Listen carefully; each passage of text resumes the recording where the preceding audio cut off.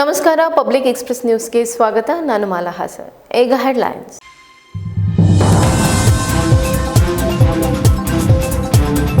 ಹಾಸನ ಜಿಲ್ಲೆಯಲ್ಲಿ ಪುರುಷರಿಗಿಂತ ಮಹಿಳಾ ಮತದಾರರೇ ಹೆಚ್ಚು. ಯುವಜನರಲ್ಲಿ ಮತದಾನದ ಹಕ್ಕಿನ ಅರಿವು ಅಗತ್ಯ. ಮತದಾನದ ಬಗ್ಗೆ ಯುವಕ ಯುವತಿಯರು ಜಾಗೃತರಾಗಿರಬೇಕು. ಜಿಲ್ಲಾಧಿಕಾರಿ ಕೆಎಸ್ ಲತಾಕುಮಾರಿ ಮಾಹಿತಿ.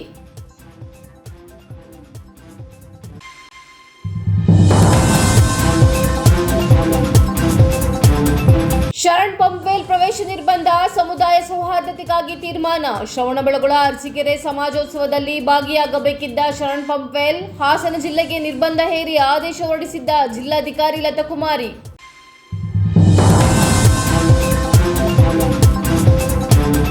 ಯಾವುದೇ ಕಾರಣಕ್ಕೂ ಜೆಡಿಎಸ್ ಅಧಿಕಾರಕ್ಕೆ ಬರೋಲ್ಲ, ಸುಮ್ಮನೆ ರಾಜಕೀಯವಾಗಿ ಭಾಷಣ ಮಾಡಿದ್ದಾರೆ ಅಷ್ಟೇ. ಬಿಜೆಪಿ ಜೊತೆ ಸೇರಿಕೊಂಡ ಕಾರಣಕ್ಕೆ ಅಧಿಕಾರಕ್ಕೆ ಬರಬಹುದು ಎಂದುಕೊಂಡಿದ್ದಾರೆ. 2028ಕ್ಕೂ ಅಧಿಕಾರ ನಮ್ಮದೇ, ಸಿಎಂ ಸಿದ್ದರಾಮಯ್ಯ ವ್ಯಂಗ್ಯ.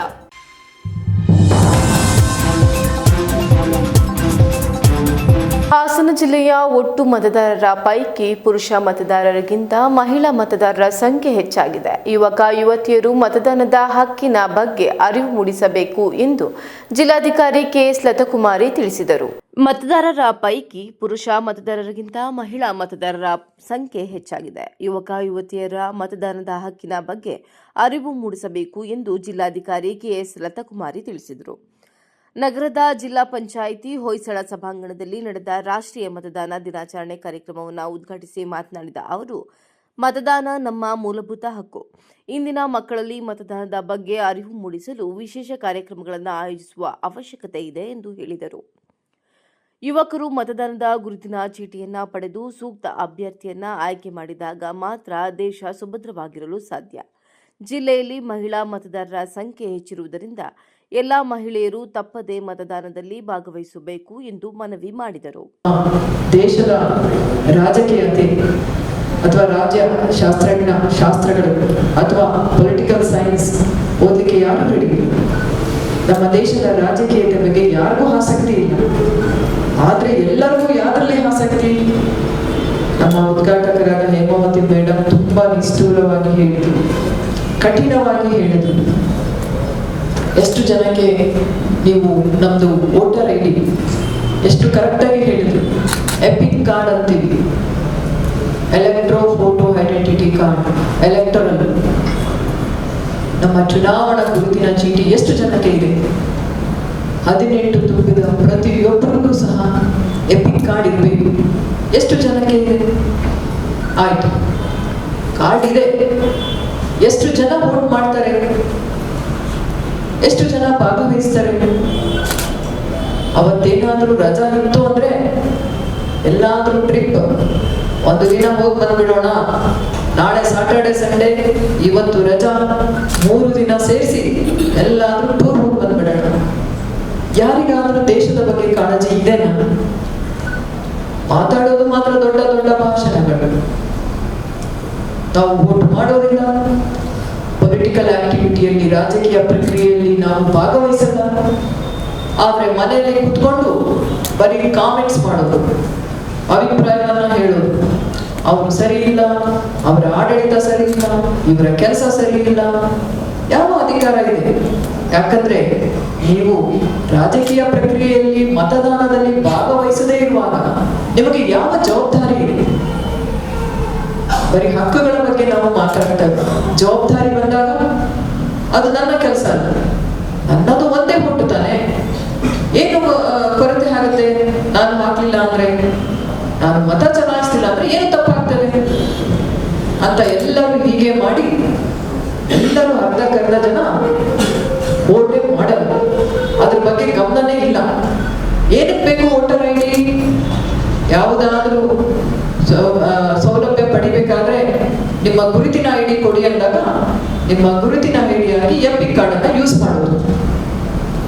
ಮತದಾರರ ಅಥವಾ ಚುನಾವಣಾ ಚೀಟಿ, ಮತದಾನದ ಚೀಟಿ ಇರುವುದು ಮತದಾನ ಮಾಡ್ಲಿಕ್ಕೆ, ಅದನ್ನ ಗುರುತಿನ ಚೀಟಿಯಾಗಿ ಅಷ್ಟೇ ಉಪಯೋಗಿಸ್ಲಿಕ್ಕೆ ಅಲ್ಲ. ನೀವೆಲ್ಲಿದ್ದೀರಾ ವಾಸಿಸ್ಲಿಕ್ಕೆ? ನನ್ನ ಗುರುತಿನ ಚೀಟಿ ಇದೆ, ಇಂಥ ವಾರ್ಡಲ್ ಇದ್ದೀನಿ, ಇಂಥ ಪೊಲೀಸ್ ಸ್ಟೇಷನ್, ಇಂಥ ಊರು, ಇಂಥ ವಿಧಾನಸಭಾ ಕ್ಷೇತ್ರ. ಆದ್ರೆ ಮತದಾನದ ವಿಷಯಕ್ಕೆ ಬಂದಾಗ ಓ ಬಿಸಿಲಲ್ಲಿ ನಿಂತ್ಕೊಳ್ಬೇಕು, 1 ಗಂಟೆ ಬಿಸಿಲಲ್ಲಿ ನಿಂತ್ಕೊಳಕ್ಕೆ ಪೋಲಿಂಗ್ ಸ್ಟೇಷನ್ ಮುಂದೆ ಗಲಾಟೆ. ಯಾಕೆ? ಅದೇ 10 ಗಂಟೆ ಬೇಕಿದ್ರೆ ಒಂದು cinema show, theatre show, cricket, Chinnaswamy stadium ಎದುರುಗಡೆಗೆ 3 ದಿನ 24 ಗಂಟೆ ಅಲ್ಲೇ ಊಟ ನೀರು ತಿಂಡಿ ಮಾಡ್ಕೊಂಡು 24 ಗಂಟೆ ನಿಂತ್ಕೊಳ್ತಾರೆ ಕ್ಯೂ ಅಲ್ಲಿ. ಆದ್ರೆ ಒಂದು ಮತದಾನ ಚಲಾಯಿಸಲಿಕ್ಕೆ 1 ಗಂಟೆ ನಿಲ್ಲಿಯಪ್ಪ ಅಂತಂದ್ರೆ ಓ ಬಿಸಿಲಿದೆ, ತುಂಬಾ ಕ್ಯೂ ಇದೆ, ನಿಂತ್ಕೊಳಕ್ಕಾಗಲ್ಲ, ಸುಮ್ಮನೆ ವೇಸ್ಟು ಅಂದ್ರೆ ನಮಗೇನೆ, ನಮ್ಮ ದೇಶದ ಬಗ್ಗೆ ನಮಗೇನೆ ಕಾಳಜಿ ಇಲ್ಲ ಅಂದಮೇಲೆ ಹೇಗೆ ನಮ್ಮ ದೇಶ ಪ್ರಬಲವಾಗ್ತದೆ, ಸಬಲವಾಗ್ತದೆ? ಜಿಲ್ಲಾ ಹಾಗೂ ಸತ್ರ ನ್ಯಾಯಾಧೀಶೆ ಹೇಮಲತಾ ಮಾತನಾಡಿ, ಮತದಾನದ ದಿನ ಸರ್ಕಾರಿ ರಜೆ ಘೋಷಣೆ ಮಾಡಿದ್ದರೂ ಕೆಲವರು ಮತದಾನ ಮಾಡದೆ ಕಾಲಹರಣ ಮಾಡುತ್ತಿದ್ದಾರೆ ಎಂದು ವಿಷಾದ ವ್ಯಕ್ತಪಡಿಸಿದರು. 18 ವರ್ಷ ತುಂಬಿದ ಎಲ್ಲ ಯುವಕ ಯುವತಿಯರು ಕಡ್ಡಾಯವಾಗಿ ಮತದಾನದ ಗುರುತಿನ ಚೀಟಿ ಮಾಡಿಸಿಕೊಳ್ಳಬೇಕು.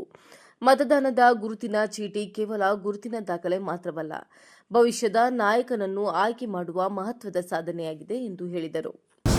ಪ್ರತಿಯೊಂದು ಹಕ್ಕಿನ ಬಗ್ಗೆಯೂ ಪ್ರತಿಯೊಂದು ಜವಾಬ್ದಾರಿಯ ಬಗ್ಗೆಯೂ ಒಂದು ದಿನಾಚರಣೆಯನ್ನು ಆಚರಿಸಿ ಜನರನ್ನ ಎಚ್ಚರಿಸುವ ಮಟ್ಟಕ್ಕೆ ನಾವು ಬಂದಿದ್ದೀವಿ. ಭಾರತ ದೇಶದ ಸಂವಿಧಾನ ಅತ್ಯಂತ ಶ್ರೇಷ್ಠವಾದ ಸಂವಿಧಾನ. ತುಂಬಾ ಹಕ್ಕುಗಳನ್ನ ನಮಗೆ ನೀಡಿದಂತಹ ಸಂವಿಧಾನ. ಅದರಲ್ಲಿ ಒಂದು ಮತದಾನದ ಹಕ್ಕು. ಇವರೆಲ್ಲ ಹಕ್ಕುಗಳನ್ನು ನಾವು ಕೇಳಿ ಜವಾಬ್ದಾರಿಗಳನ್ನು ಮರೀತೀವಿ. ಹಕ್ಕು ಹಕ್ಕಲ್ಲ, ಮತದಾನ ಹಕ್ಕು ಅಲ್ಲ, ಅದು ಜವಾಬ್ದಾರಿ ನಮ್ದು. 18 ವರ್ಷ ತುಂಬಿದ ಪ್ರತಿಯೊಬ್ಬ ವ್ಯಕ್ತಿಗೂ ಕೂಡ ಮತದಾನದ ಹಕ್ಕು ಇದೆ. ಈ ದಿವಸ ನೀವೇ ಒಂದು ಕಾರ್ಯಕ್ರಮದಲ್ಲಿ ಎಲ್ಲ ವಿದ್ಯಾರ್ಥಿಗಳಿದ್ದೀರಿ. ನಿಮ್ಗೆ ಒಂದೊಂದು ಪ್ರಶ್ನೆ, ಎಷ್ಟು ಜನರಿಗೆ 18 ವರ್ಷ ತುಂಬಿದೆ ಅಂದ್ರೆ ಕೈ ಮೇಲೆ? 18 ವರ್ಷ ತುಂಬಿದವರೆಲ್ಲ ಕೈ ಮೇಲೆ. ಅಥವಾ ಎಷ್ಟು ಜನ ಪ್ರಯತ್ನ ಪಟ್ಟು ಗೊತ್ತಿನ ಚೀಟಿ ಸಿಕ್ಕಿಲ್ಲ ಅಂತವ್ರ ಕೈ ಐತಿ. ಇನ್ನೊಬ್ಬರಿಗೆ ಯಾವ ರೀತಿಯಲ್ಲಿ ನೀವು ಒಂದು ಪ್ರಜ್ಞಾವಂತರಾಗಿದ್ದುಕೊಂಡು ವಿದ್ಯಾವಂತರಾಗಿದ್ದುಕೊಂಡು ಇನ್ನೊಬ್ಬರಿಗೆ ಯಾವ ರೀತಿಯಲ್ಲಿ ತಿಳುವಳಿಕೆ ಹೇಳುವಂತ ಮಟ್ಟಕ್ಕೆ ಬರ್ತೀರಿ ನೋಡೋಣ. ನೀವೇ ನಿಮಗೆ 18 ವರ್ಷ ತುಂಬಿದ ಹಕ್ಕುಗಳು ಗೊತ್ತಿಲ್ಲ ಅಂತ ಹೇಳಿದ್ರೆ, ಇನ್ನು ನಿಮ್ಮನೇಲಿರುವ ಅವಿದ್ಯಾವಂತರಿಗೆ, ಅಕ್ಕಪಕ್ಕದವರಿಗೆಲ್ಲ ಯಾವ ರೀತಿಯಲ್ಲಿ ನೀವು ತಿಳುವಳಿಕೆ ಹೇಳ್ತೀರಾ? ಇನ್ನು ಮುಂದೆ ಅದನ್ನು ನಾಳೆಯಿಂದಲಾದ್ರೂ ಯಾರಾದ್ರೂ ಗುರುತಿನ ಚೀಟಿ ಬೇಕು ಅಂತ ಹೇಳೋಕೆ ಅದನ್ನ ಪಡೆಯಕ್ಕೆ ಪ್ರಯತ್ನ ಪಡ್ತೀರಾ? ಕೈ ಎತ್ತಿ ನೋಡೋಣ. ಎಷ್ಟೆಲ್ಲ ಪ್ರಯತ್ನ ಪಡ್ತೀರಾ? ಗುರುತಿನ ಚೀಟಿ ನಮಗೂ ಬೇಕು ಅಂದ್ರೆ ನಿಮ್ ಪ್ರಕಾರದ ಅವಶ್ಯಕತೆ ಇಲ್ಲ. ನಾಳೆಯಿಂದ ಏನು ನಿಮಗೆ ವಿದ್ಯಾರ್ಥಿ ವೇತನ ಸರ್ಕಾರದ ಉಚಿತವಾಗಿ ವಿದ್ಯಾರ್ಥಿ ವೇತನ ಸ್ಕಾಲರ್ಶಿಪ್ ಅದು ಬಂದಿಲ್ಲ ಅಂತ ಹೇಳಿ ಎಷ್ಟೆಲ್ಲ ಹೋರಾಟ ಮಾಡ್ತೀವಿ ನೋಡೋಣ. ಕೈ ಎತ್ತಿ. ಎಷ್ಟೊತ್ತಿಗೆ ಸರ್ಕಾರ. ಕಾರ್ಯಕ್ರಮದಲ್ಲಿ ಮತದಾನದ ಬಗ್ಗೆ ಜಾಗೃತಿ ಮೂಡಿಸಿದವರು, ಜಿಲ್ಲೆಯಲ್ಲಿ ಅತಿ ಹೆಚ್ಚು ಮತದಾನ ನಡೆದ ಮತಗಟ್ಟೆಗಳ ಮುಖ್ಯಸ್ಥರು ಹಾಗೂ ಮತದಾನದ ಮಹತ್ವವನ್ನು ಬಿಂಬಿಸಿದ ಚಿತ್ರ ಬಿಡಿಸಿದವರಿಗೆ ಸನ್ಮಾನಿಸಲಾಯಿತು. ಇದೇ ಸಂದರ್ಭದಲ್ಲಿ ನೂತನ ಮತದಾರರ ಗುರುತಿನ ಚೀಟಿಗಳನ್ನು ವಿತರಿಸಲಾಯಿತು. ಕಾರ್ಯಕ್ರಮದಲ್ಲಿ ಅಪಾರ ಜಿಲ್ಲಾಧಿಕಾರಿ ಜಗದೀಶ್ ಗಂಗಣ್ಣನವರ್, ತಹಶೀಲ್ದಾರ್ ಗೀತಾ ಸಿಜೆ, ಹಿರಿಯ ಸಿವಿಲ್ ನ್ಯಾಯಾಧೀಶ ಪುಟ್ಟಸ್ವಾಮಿ ಸೇರಿದಂತೆ ವಿದ್ಯಾರ್ಥಿಗಳು ಉಪಸ್ಥಿತರಿದ್ದರು. ಹಿಂದೂ ಮುಖಂಡ ಶರಣ್ ಪಂಪ್ವೆಲ್ ಅವರು ಹಾಸನ ಜಿಲ್ಲೆ ಪ್ರವೇಶಕ್ಕೆ ಜಿಲ್ಲಾಧಿಕಾರಿ ಲತಾಕುಮಾರಿ ಅವರು ನಿರ್ಬಂಧ ಹೇರಿ ಆದೇಶ ಹೊರಡಿಸಿದ್ದಾರೆ. ಇಂದು ಶ್ರವಣಬೆಳಗೊಳ ಹಾಗೂ ಅರಸೀಕೆರೆಗಳಲ್ಲಿ ನಡೆಯಲಿರುವ ಹಿಂದೂ ಸಮಾವೇಶ ಕಾರ್ಯಕ್ರಮದಲ್ಲಿ ದಿಕ್ಸೂಚಿ ಭಾಷಣಕಾರರಾಗಿ ಭಾಗವಹಿಸಬೇಕಾಗಿದ್ದ ಶರಣ್ ಪಂಪ್ವೆಲ್ ಕೋಮು ಸೌಹಾರ್ದತೆಗೆ ಧಕ್ಕೆ ತರುವ ಸಾಧ್ಯತೆ ಇರುವ ಹಿನ್ನೆಲೆಯಲ್ಲಿ ಜಿಲ್ಲೆಗೆ ಪ್ರವೇಶ ನಿರ್ಬಂಧಿಸಲಾಗಿದೆ ಎಂದು ಜಿಲ್ಲಾಧಿಕಾರಿ ಆದೇಶದಲ್ಲಿ ತಿಳಿಸಿದ್ದಾರೆ. ಶರಣ್ ಪಂಪ್ವೆಲ್ ಅವರು ಪ್ರಚೋದನಕಾರಿ ಭಾಷಣಕಾರರಾಗಿದ್ದು, ಅವರಿಂದ ಶಾಂತಿ ಹಾಗೂ ಸಾರ್ವಜನಿಕ ಸುವ್ಯವಸ್ಥೆಗೆ ಧಕ್ಕೆಯಾಗುವ ಸಾಧ್ಯತೆ ಇದೆ ಎಂಬ ಕಾರಣದಿಂದ ಈ ಕ್ರಮ ಕೈಗೊಳ್ಳಲಾಗಿದೆ ಎಂದು ಆದೇಶದಲ್ಲಿ ಉಲ್ಲೇಖಿಸಲಾಗಿದೆ. ರಾಜ್ಯದ ವಿವಿಧ ಪೊಲೀಸ್ ಠಾಣೆಗಳಲ್ಲಿ ಒಟ್ಟು 22 ಪ್ರಕರಣಗಳು ದಾಖಲಾಗಿದ್ದು, ಅವರು ರೌಡಿ ಶೀಟರ್ ಆಗಿದ್ದಾರೆ ಎಂಬ ಹಿನ್ನೆಲೆಯಲ್ಲಿಯೂ ಮುನ್ನೆಚ್ಚರಿಕಾ ಕ್ರಮವಾಗಿ ನಿರ್ಬಂಧ ಹೇರಲಾಗಿದೆ ಎಂದು ಜಿಲ್ಲಾಧಿಕಾರಿ ಸ್ಪಷ್ಟಪಡಿಸಿದ್ದಾರೆ. ಇಂದು ಬೆಳಗ್ಗೆ 6 ಗಂಟೆಯಿಂದ ನಾಳೆ ಬೆಳಗ್ಗೆ 6 ಗಂಟೆಯವರೆಗೆ ಹಾಸನ ಜಿಲ್ಲೆಯ ಪ್ರವೇಶಕ್ಕೆ ನಿರ್ಬಂಧ ವಿಧಿಸಲಾಗಿದೆ. ಭಾರತೀಯ ನಾಗರಿಕ ಸುರಕ್ಷತಾ ಸಂಹಿತೆ BNSS 2023ರ ಸೆಷನ್ 163ರ ಅಡಿ ಪ್ರದತ್ತ ಅಧಿಕಾರವನ್ನು ಚಲಾಯಿಸಿ ಈ ಆದೇಶ ಜಾರಿಗೊಳಿಸಲಾಗಿದೆ ಎಂದು ಜಿಲ್ಲಾಧಿಕಾರಿ ಲತಾಕುಮಾರಿ ಅವರು ತಿಳಿಸಿದ್ದಾರೆ. ಜೆಡಿಎಸ್ ಪಕ್ಷ ಭಾಷಣಗಳಿಗೆ ಮಾತ್ರ ಸೀಮಿತವಾಗಿದ್ದು, ಯಾವುದೇ ಕಾರಣಕ್ಕೂ ಅಧಿಕಾರಕ್ಕೆ ಬರಲು ಸಾಧ್ಯವಿಲ್ಲ ಎಂದು ಮುಖ್ಯಮಂತ್ರಿ ಸಿದ್ದರಾಮಯ್ಯ ಅವರು ವ್ಯಂಗ್ಯವಾಡಿದ್ದಾರೆ. ಬಜೆಟ್ ಮೀಟಿಂಗ್ ಇನ್ನ ಪ್ರಾರಂಭ ಆಗಿಲ್ಲ. ಪ್ರಿಲಿಮಿನರಿ ಚರ್ಚೆ ಮಾಡ್ತಾ ಇದ್ದೀವಿ ಫೈನಾನ್ಸ್ ಡಿಪಾರ್ಟ್ಮೆಂಟ್ನವ್ರಿಗೆ. ಸೊ 2ನೇ ತಾರೀಕಿನಿಂದ ಪ್ರಾರಂಭ ಆಗುತ್ತೆ, ಸ್ಟ್ರಿಕ್ಟಾಗಿ 2ನೇ ತಾರೀಕಿನಿಂದ. ಡಾಲರ್ಸಲ್ಲೂ ಕೂಡ ಕರ್ನಾಟಕದ ಬಗ್ಗೆ ಭಾಳ ಹೆಮ್ಮೆ ಮಾತಾಡಿದ್ದಾರೆ. ಕರ್ನಾಟಕದಲ್ಲಿ ಇನ್ವೆಸ್ಟ್ಮೆಂಟ್ಗೆ ಒಳ್ಳೆ ಅವಕಾಶ ಇದೆ ಅನ್ನೋ ಅಂತ ಮಾತುಗಳು ಆಡಿದ್ದಾರೆ ಡಾಲರ್ಸಲ್ಲೂ. ಎಲ್ಲಿ DK ಶಿವಕುಮಾರ್ ಎಲ್ಲ ಹೋಗಿದ್ರಲ್ಲ ಅದು. ಇಂಡಸ್ಟ್ರೀಸ್ ಮಿನಿಸ್ಟ್ರು DK ಶಿವಕುಮಾರ್ ಎಲ್ಲ ಹೋಗಿದ್ದಾರೆ ದಾವೋಸ್ಗೆ, ನಾನು ಹೋಗಿಲ್ಲ. ಬಟ್ ಅಲ್ಲಿ ಕರ್ನಾಟಕದಲ್ಲಿ ಯಾವಾಗಲೂ ಕೂಡ ಇನ್ವೆಸ್ಟ್ಮೆಂಟಿಗೆ ಒಳ್ಳೆ ವಾತಾವರಣ ಇದೆ. ನಮ್ಮಲ್ಲಿ ಮ್ಯಾನ್ ಪವರ್ ಜಾಸ್ತಿ ಇದೆ, both skilled and unskilled power ಸಿಗ್ತದೆ. ಈಗ ಆಗಿ ಸ್ಕಿಲ್ ಟ್ರೈನಿಂಗ್ ಎಲ್ಲ ಮಾಡಿಕೊಡ್ತಾ ಇದ್ದೀವಿ. ಸೊ ಹಾಗಾಗಿ ಎಲ್ಲಿ ಸ್ಕಿಲ್ ಟ್ರೈನಿಂಗ್ ಆಗಿರ್ತದೆ ಅವ್ರಿಗೆ 100% ಕೆಲಸ ಸಿಗುತ್ತೆ. ಸರ್, ಈಗ ಮೊನ್ನೆ ವಿಧಾನಸಭೆಯಲ್ಲಿ ಆದಂಥ ವಿಚಾರದಲ್ಲಿ ರಾಷ್ಟ್ರಪತಿಗಳಿಗೆ ರಾಜ್ಯಪಾಲರು ವರದಿ ಕೊಟ್ಟಿದ್ದಾರೆ. ಕೊಡಲಿ, ಪಾಪ ಬೇಡ. ತಮ್ಮ ಕಡೆಯಿಂದ ಏನಾಗ್ತದೆ ಸರ್ಕಾರದ ಕಡೆ? ನಮ್ಮ ಕಡೆ ಇದೆ, ಅವ್ರು ಕೊಟ್ಟಿದ್ದಾರೆ ವರದಿ, ತಿಳಿಸಿದ್ದಾರೆ ಅಷ್ಟೇ ಏನು ನಡೀತು ಅಂತ ತಿಳಿಸಿದ್ದಾರೆ. ಬಟ್ ರಾಜ್ಯಪಾಲರು ಈಗ 176 of the Indian constitution, 163 of the Indian constitution says shall address ಅಂತ, ಶಲ್ ಅಂತ ಪದ ಉಪಯೋಗಿಸಿರೋದು. ಅದನ್ನು ಅವರು ಮಾಡಬೇಕಾಗಿತ್ತು. ನಾಳೆನೂ ಕೂಡ ಭಾಷಣ ಮಾಡಬೇಕಾಗಿದೆ ಸರ್. ನಾಳೆನೂ ಕೂಡ ತಾವು ಬರೆದುಕೊಟ್ಟ ಭಾಷಣ ನಾಳೆ ಬರ್ಕೊಡ್ತೀವಿ ನಾವು. ಬಟ್ ಅವರು ಭಾಷಣ ಮಾಡೋದು ಇದರಲ್ಲಿ ನಾವು ಏನು ಬರ್ಕೊಡ್ತೀವಿ ಅದನ್ನು ಮಾಡಲೇಬೇಕು. ಜಂಟಿ ಅಧಿವೇಶನ ಮಾಡುವಾಗ ನಾವು ಸರ್ಕಾರ ಏನು ಬರ್ಕೊಡ್ತೀವಿ ಅದನ್ನು ಮಾಡಲೇಬೇಕು, ಡಿಸ್ಕ್ರಿಷನ್ ಇಲ್ಲ ಅಲ್ಲಿ. ನಾಳೆದು ಕೂಡ ತಾವು ಬರ್ಕೊಟ್ಟಿದ್ದಲ್ಲ ಸರ್? ನಾವು ಬರ್ಕೊಡ್ತೀವಿ, ಬಟ್ ಅವರು ಚೇಂಜ್ ಮಾಡ್ಕೊಳ್ಳೋಕ್ಕೆ ಸಾಧ್ಯತೆ ಇರ್ತದೆ. ಯಾಕಂದ್ರೆ ಇವತ್ತಿನ ಪರಿಸ್ಥಿತಿ ಚೇಂಜ್ ಮಾಡ್ಕೊಳ್ಳೋ ಸಾಧ್ಯತೆ ಇದೆಯಾ ಗೊತ್ತಿಲ್ಲ. ಗಣರಾಜ್ಯೋತ್ಸವ ಪರೇಡ್ಗೆ ಕರ್ನಾಟಕದ ಸ್ತಬ್ಧ ಚಿತ್ರ ಇಲ್ಲ, ಸೊ ರಾಜ್ಯ ಸರ್ಕಾರ ಪತ್ರವನ್ನು ಮಾಡಬೇಕಿತ್ತು ಅಂತ BJP ನಾವು ಕಳಿಸಿದ್ದೀವಿ. ಅವ್ರು ಮಾಡದೆ ಹೋದ್ರೆ ಏನು ಮಾಡೋಕ್ಕಾಗುತ್ತೆ? ಸರಿಯಾಗಿ ಪತ್ರ ವ್ಯವಹಾರ ಆಗಿಲ್ಲ ಅಂತ ಸರ್.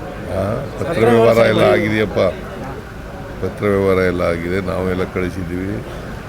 ಅದು it is for them to choose. ಈಗ ಪ್ರತಿ ರಾಜ್ಯದಿಂದ ಸ್ತಬ್ಧ ಚಿತ್ರ ಮಾಡಬೇಕಾಗಿರ್ತಕ್ಕಂಥದ್ದು ಕೇಂದ್ರ ಸರ್ಕಾರ ಅಲ್ವಾ, ಅವ್ರು ಮಾಡಬೇಕು. ಸರ್, ನಿನ್ನೆ ಹಾಸನದಲ್ಲಿ JDS ಸಮಾವೇಶ ಆಗಿದೆ, 25ನೇ ವರ್ಷದ ಸಮಾವೇಶ ಆಗಿದೆ. ಅಲ್ಲಿ ರೇವಣ್ಣವರ ಬಂಧನ ಭಾಳ ದ್ವೇಷದಿಂದ ಮಾಡಿದ್ದು, ನಮಗೆ ಟೈಮ್ ಬರುತ್ತೆ, ನಾವು ತೀರಿಸ್ಕೋತೀವಿ ಅಂತ ಮಾತಾಡಿದ್ದಾರೆ ದೇವೇಗೌಡರು. ನಾವು ಯಾರು ಕಾನೂನು ಪ್ರಕಾರ ಮಾಡಿದ್ದಾರೆ, ನಾವ್ಯಾರು ಕೂಡ ಅದಕ್ಕೆ ಇಂಟರ್ಫಿಯರ್ ಆಗಿಲ್ಲ, ಆಗೋದೂ ಇಲ್ಲ. ಅದೊಂದೇ ಅಲ್ಲ, ರೇವಣ್ಣನ ಕೇಸ್ ಒಂದೇ ಅಲ್ಲ, ಎಲ್ಲ ಕೇಸ್ಗಳಲ್ಲೂ ಕೂಡ ನಾವು ಇಂಟರ್ಫಿಯರ್ ಆಗ. ಕಾಲ ಬಂದರೆ ನಾವು ಉತ್ತರ ಕೊಡ್ತೀವಿ, ಕಾಲ ಬರುತ್ತೆ ನಮಗೂ. ಗಿಫ್ಟ್ ಕೊಟ್ಟಿದ್ದಾರೆ ಅಂತ ಅಧಿಕಾರಿಗಳಿಗೂ ಗಿಫ್ಟ್ ಅಲ್ಲ, ಸುಳ್ಳ್ರಿ, ಅಧಿಕಾರಿಗಳಿಗೆ ಯಾರು ಗಿಫ್ಟ್ ಕೊಡಕ್ಕೆ ಹೋಗ್ತಾರೆ? ಅಲ್ಲ, ಸರ್ಕಾರ ಅಲ್ಲ, ಇಲಾಖೆಯಿಂದ ಬಹುಮಾನ ಘೋಷಣೆ ಆಗಿದೆ, ಅದೇನೋ ಮಾಡಿಲ್ಲ. ಅಲ್ಲ, ಟೈಮ್ ಬರುತ್ತೆ ನಮಗೂ ಕೂಡ ಅಂತ ದೇವೇಗೌಡರು, ನಮಗೂ ಟೈಮ್ ಬರುತ್ತೆ ತೀರಿಸ್ಕೊಳ್ಳೋಕ್ಕೆ ಅಂತಾರೆ. ಈಗ ಕಾನೂನು ಪ್ರಕಾರ ಮಾಡಿರ್ತೇವೆ, ಅವರು ಕಾನೂನು ಪ್ರಕಾರ ಮಾಡಲಿ. ಅವ್ರ ಕಾಲದಲ್ಲಿ ಅವ್ರಿಗೆ ಅಧಿಕಾರ ಬಂದರೆ, ಅಧಿಕಾರ ಬರಲ್ಲ, ಒಂದು ವೇಳೆ ಬಂದ್ಗಿಂದ್ರೆ ಅಧಿಕಾರ ಅವರು ಐ ಡೋಂಟ್ ನೋ ಯಾವ ಅರ್ಥದಲ್ಲಿ ಹೇಳ್ತಾರೋ ಗೊತ್ತಿಲ್ಲ ನನಗೆ. ಅವ್ರಿಗೆ ಹೆಂಗೆ ಅಧಿಕಾರ ಬರ್ತದೆ? 17 ಗೆದ್ದಿರೋರಿಗೆ ಹೆಂಗೆ ಅಧಿಕಾರ ಬರ್ತದೆ? ಈ ಸಲ ನಿರ್ನಾಮ ಮಾಡ್ತೀವಿ ಕಾಂಗ್ರೆಸ್ನ ಅನ್ನೋ ಒಂದು ಘೋಷವಾಕ್ಯ ನಿನ್ನೆ ಆಯ್ತಪ್ಪ, ಬಾಯಿನಲ್ಲಿ ಹೇಳಿದ್ರೆ ರಾಜಕೀಯ ಭಾಷಣ ಮಾಡ್ಬಿಟ್ಟು ತಕ್ಷಣ ಆಗುತ್ತಾ? ಅವರು ನಾನಿದ್ದಾಗ, ನಾನು ಪ್ರೆಸಿಡೆಂಟ್ ಆಗಿದ್ದಾಗ 2004ರಲ್ಲಿ 59 ಗೆದ್ದಿದ್ದಾರೆ. ಈಗ ಎಷ್ಟು ಗೆದ್ದಿದ್ದಾರೆ? 17. ಬಟ್ ಅವರಿಗೆ BJP ಜೊತೆಲಿ ಇರೋ ಕಾನ್ಫಿಡೆನ್ಸ್ ಇದೆ. BJP ಜೊತೆಲಿ ಕಾನ್ಫಿಡೆನ್ಸ್. BJP ಅವ್ರು ಜಾಸ್ತಿ ಗೆದ್ದರೆ ಸ್ವಲ್ಪ ಬಿಟ್ಬಿಡ್ತಾರೆ ಇವರಿಗೆ ಚೀಫ್ ಮಿನಿಸ್ಟರ್ ಆಗೋಕ್ಕೆ. ಫಸ್ಟ್ ಆಫ್ ಆಲ್ ಬರೋದೇ ಇಲ್ಲ ಅವರು, ಫಸ್ಟ್ ಆಫ್ ಆಲ್ ಬರೋದೇ ಇಲ್ಲ, ಯಾವ ಕಾರಣಕ್ಕೂ ಬರಲ್ಲ. BJP ಇವರಿಬ್ಬರು ಸೇರಿದ್ರು ಕೂಡ ನಾವು ಎಷ್ಟು ಗೆದ್ದಿದ್ದೀವಿ? 136 ಗೆದ್ದಿದ್ದೀವಿ. ಆಮೇಲೆ ಸೇರಿಸಿ 140 ಆದ್ರಿ ಬೈ ಎಲೆಕ್ಷನ್ಸ್. ಈಗ 140 ಆಗಿದ್ದೀವಿ.